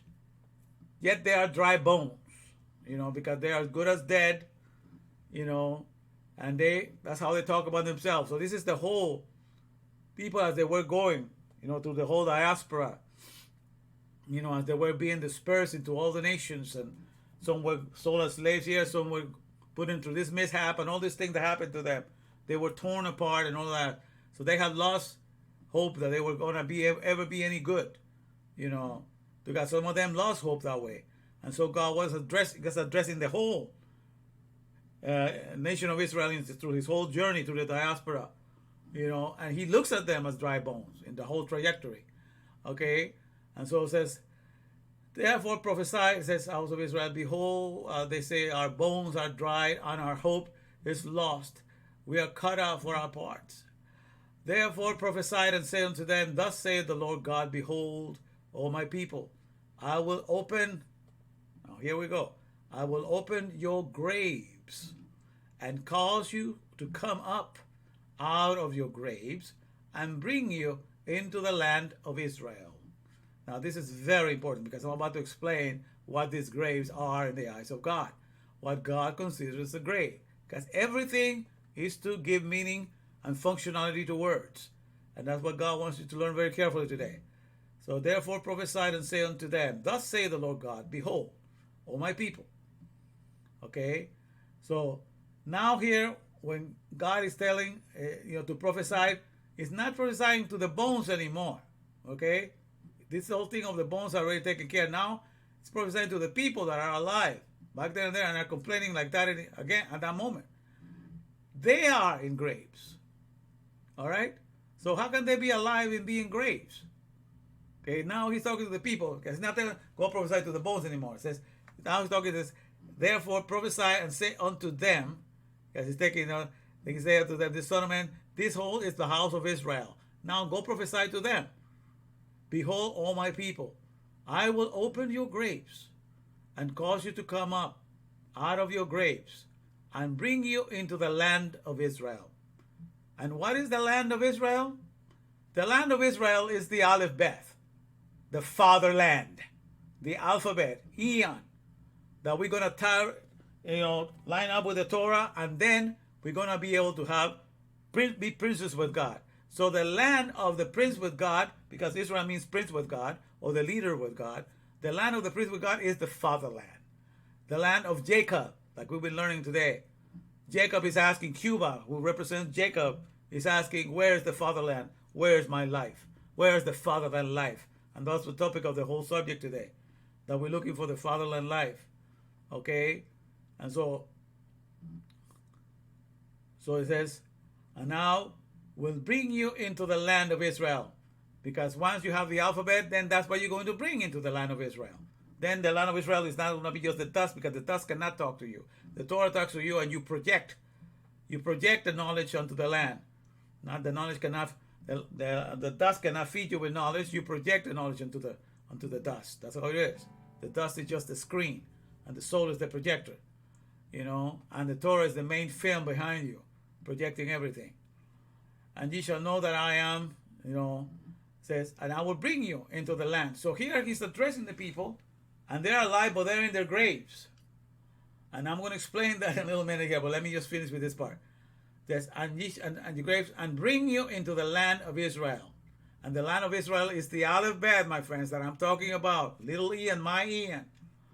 Because then, once you realize that, you're going to come, together with all those mitzvahs, to the character of the all-inclusive resuscitator, the character of the breath, the builder, resurrecting economies as terra nova heavens, as new earth and new heavens.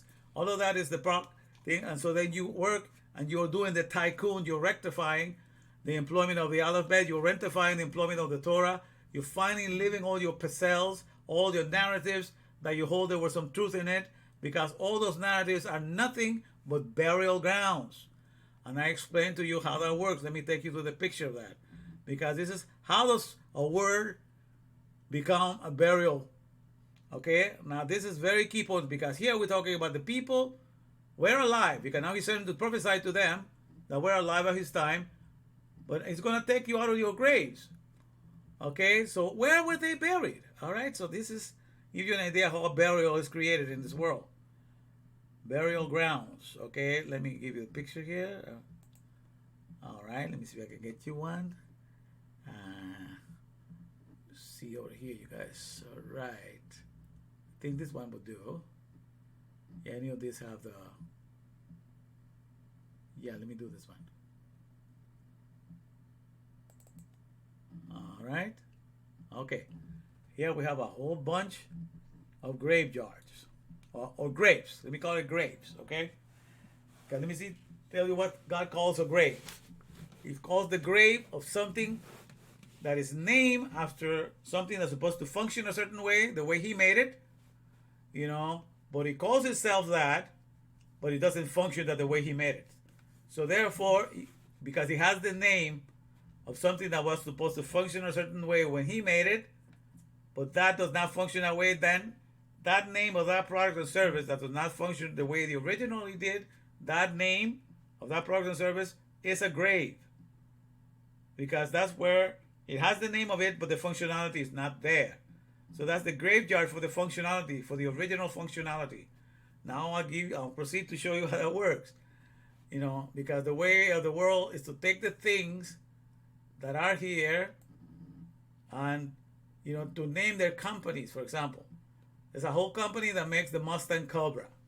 This car here, this brick of metal, is made by a company. Now, where did this brick of metal, this box of metal, got the name of Mustang from?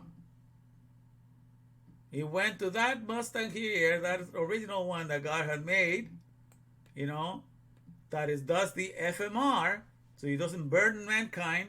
FMR means to be fruitful, multiply, and replenish. So he's able to do that for his own species, so mankind doesn't have to bother with the procreation of that animal. He doesn't burden mankind for that. Only the mule does. The mule cannot procreate, so man has to be interfered all the time. So that's why the economy of our time, I refer to it as a mule. Manpower upheld lame economy. Because all these products like this car acts like a mule. It's a manpower upheld lame economy. We have to build it up. We have to distribute it. We have to package it. All of that is manpower. All of that does not, the real Mustang does not do that. Does not burden man with more work that he was supposed to do. He was supposed to be free to learn Torah, to learn and listen to God, and present his character, in the Aleph Bet that is in him. So all of that was for God. So when you take the name of a Mustang, like this car did, but it does not function like the original Mustang, then this whole thing, my friend, is called Mustang, but this is where the functionality of the real Mustang died. So even though this thing is moving around, you understand? You can get in this place, in this baby, and you can burn rubber. You can run faster than 10 Mustangs, right? And you feel alive because you feel the wind and everything like that. But as far as God is concerned, this is only the graveyard of the real functionality of the other Mustang that I created. That is able to do the FMR, and that's what I wanted to do. So that's God revealed. When you're able to do the fruitful, multiply, and replenishes, that's doing resurrection on a flesh level. You're able to duplicate and resuscitate yourself in your next species. and that talks about me. I'm always the word. That that lacks that. So this thing is only the burial ground. He has the word Mustang on it, but that's where the functionality of the real Mustang died. So though it moves, even move faster than that. So the people of Israel, though they were alive, they were around, they had not gotten to the Torah. Their heart wasn't completely in it. They might have learned it by route. They were not given the character of God, being the all-inclusive resuscitator everywhere that they went. They were not into that mode of acting, to be a giver all the time, no matter the circumstances, because that's what you become. You become just a giver of everything. I'm just gonna at this point, and so this example also applies. Let me go to another grave here that exists. This is a Toyota Sequoia. Toyota Sequoia. So what is a Sequoia? Sequoia was in the background here. Now that is a true functionality of a Sequoia, purifying the air. Tall trees that purify the air, and that's the true functionality of it, and they're great for the sustaining of the environment. But here comes something that does not purify air at all.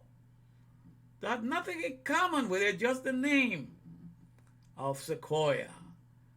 So what happened to this box of metal, this brick of metal, of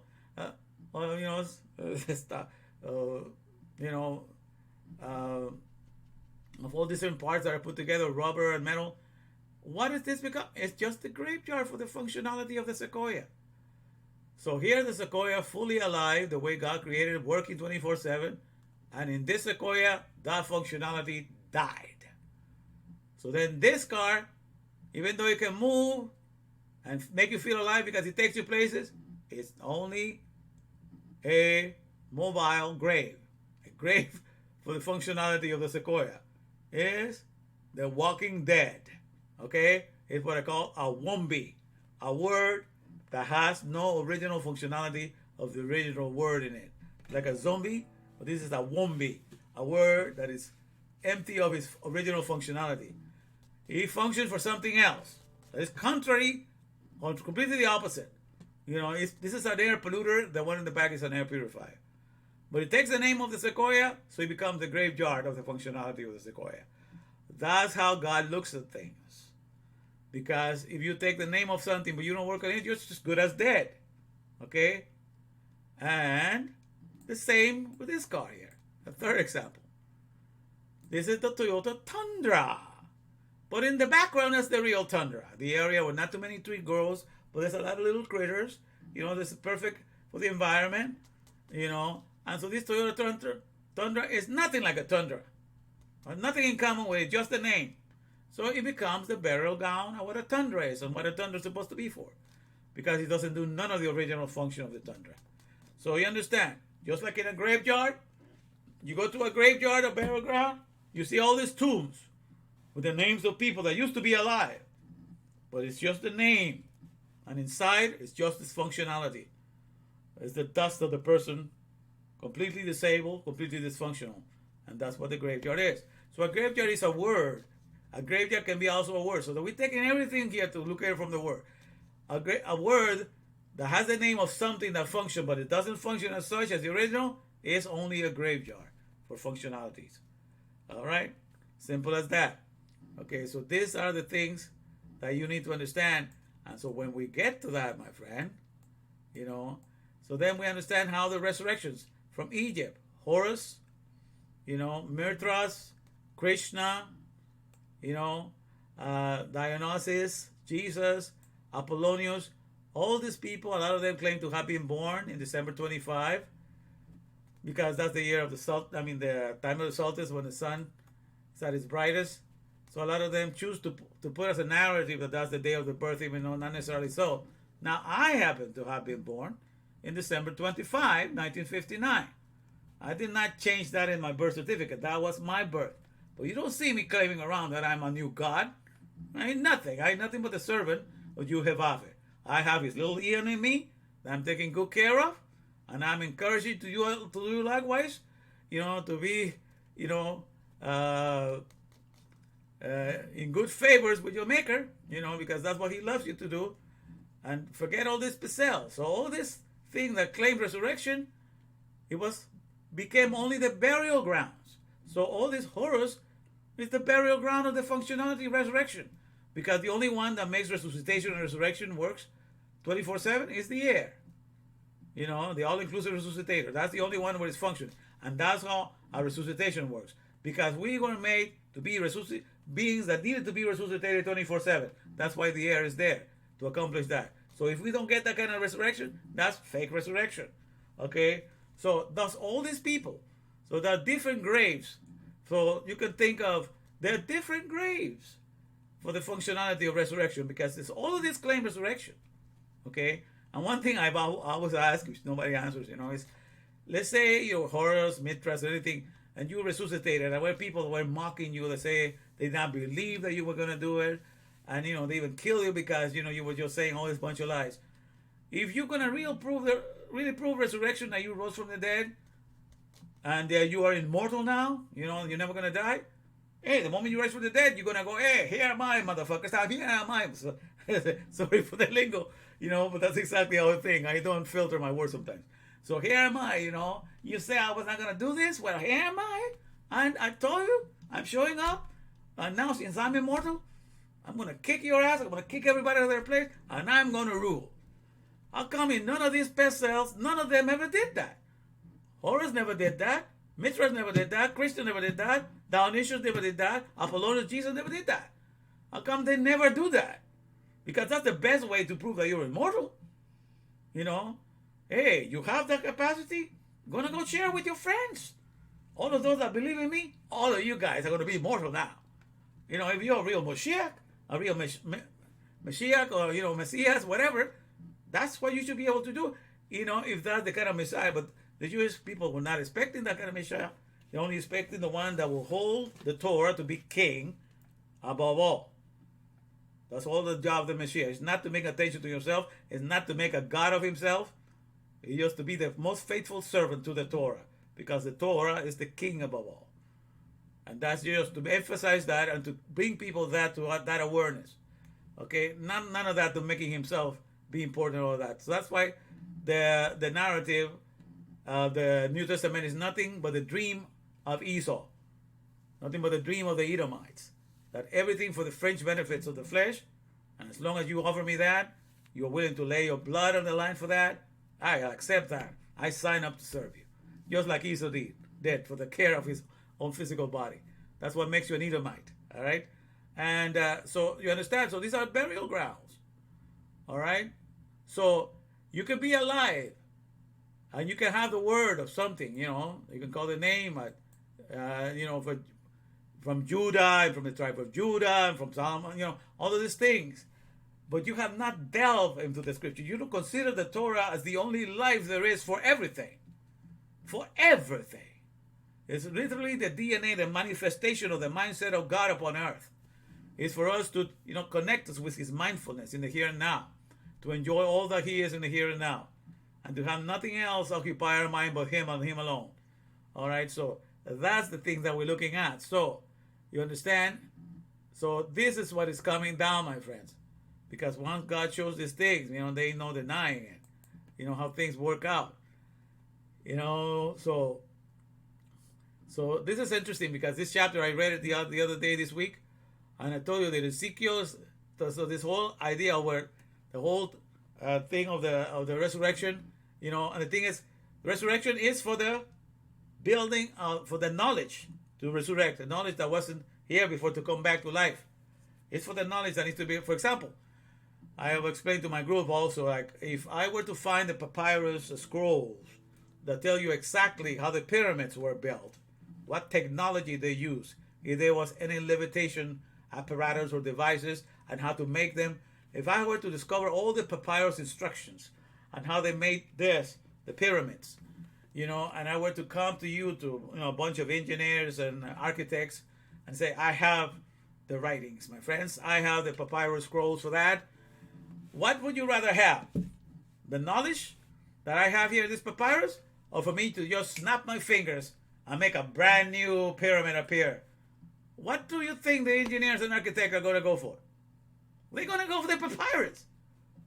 Because they know the knowledge is what allows you to keep it going, refresh, renew, and restore. So the resurrection is always for the knowledge that has not been used, that has allowed things to deteriorate and to decay and to do all of that. So it's always about restoring the waste places. He talks about that all the time. In the chapter prior to this, go read chapter 36. And he talks all about God is, they will know that I'm God because I have restored. So the whole chapter 36 is about referring to this resurrection. Because the whole 36 is about restoring the waste places, you know. Read the whole chapter 36. So he's talking about resurrecting the old things, okay? So the old paths so it's to use the Torah in the same mindset that Moses did. To have that value and that vigor and that desire to have it in you and nothing else. And to say goodbye to all the other Pesels, to all of the other narratives. You can kiss my ass, because by Rome, I'm no longer an ass. I no longer believe in anything that the Egyptians or Rome ever put together. Okay? So I'm not going to be the laughing stock, you know, like it so happens to be here, you know. I'm no longer with Rome. So I'm not an ass anymore. Okay? So you don't have to feel like an ass. Okay. All right. Okay, my friends. All right. So, wow. I've done doing this for 3 hours and 24 minutes. I've never done this long before.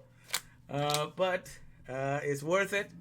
It's knowledge that needs to be going out. So like I say, Ezekiel 37, that's the age when David began to reign. And it happens to be David. I call myself the David for this hour because I have figured these things out. In Proverbs, let me tell you right now what it says here. This is how you become a king before God. And this is the Bible. The Tanakh said this, not me. I want to show you for you. What makes you a king before God is this. Here we go, Proverbs 25, verse 2. It says, it is the glory of God to conceal a thing, but the honor of kings is to search out a matter. So if you're able to search out a matter, that's because you're a king. You know, it's just like when people go play video games now, you know, and you go to the last to the last stage of it, then you're declared the king and the champion, you know. So they make all these complicated video games. You have to figure this secret entrances, all these things. But when you get to figure all of that out, then you're declared the king of the game, you know. It's the same with God. God has a way to conceal. It is the glory of God to conceal a thing. But the honor of a king is to search out a matter. So if you can search out a matter, something that nobody has seen before, or somebody that haven't seen that angle before, a new light of understanding that is really yours, but it applies, and people cannot deny it, because I challenge you to tell me that my explanation is wrong, you know, about how all these things working for the here and now. Because God is the God of the here and now. He has always been here and doing his job, even though we have been blind to him. All right? But I know what I'm enjoying now, you know. I know what I have received of him, and I have only dedicated my life to the care of the Eon. You know, I call it my Eon, you know, my inner my inner father nurturer. I make sure that I have worked to make it grow in me to the best ability. And now that I have it all set up, I'm telling you the storytelling, in the storytelling format of the reality, to make you understand and to understand what you have to do and to take care of, to be in favor with your maker. Okay? Because the Rome made quite a use of storytelling, you know, to fulfill the dream of Esau, of having this God that will be willing to die and give you what, rather to see you suffer in the flesh. And so here it comes Christianity to answer the dream of Edom. And so all the Edomites have this God that is not at all like the God of Jehovah. So get that straight across to your mind. All right, this will destroy a lot of Pesels, but it needs to be said. You know, so I don't know where I'm getting my strength to keep going, but he must be strengthening me. And so now that Cuba, which represents Jacob, is going out to call out for the fatherland, and he's calling out for life, that's why I'm staying up late tonight, you know, doing this, because I've been encouraged by that this is a very amazing time in which we live in. All right, so let me see here. Okay. Oh, interesting how this shows it here. I never seen that. All right. Oh, this is the donkey. Let me take him out. All right. And Okay, let me see here the pictures of what we have before. All right. Okay. So that I keep you awake. And I know you're gonna work tomorrow, but I didn't mean to keep you awake. Okay. All right. So, okay, my friends. But I'm gonna leave it at that for tonight, because I need to get a couple hours of sleep to work. I'm working 12 hours tomorrow anyhow. But it's gonna be lots of fun. I'm gonna continue this tomorrow. We're gonna go over a lot of stuff, because this is a lot of stuff that needs to be said, and everything is moving up in the world right now. And this is gonna bring a lot of hope to a lot of people. Okay, so we're gonna talk about more of this stuff tomorrow, and how to apply this knowledge for the right things in the life circumstances. All right, so let me take you to one of my closing things here. All right, let me see. Okay, here we go.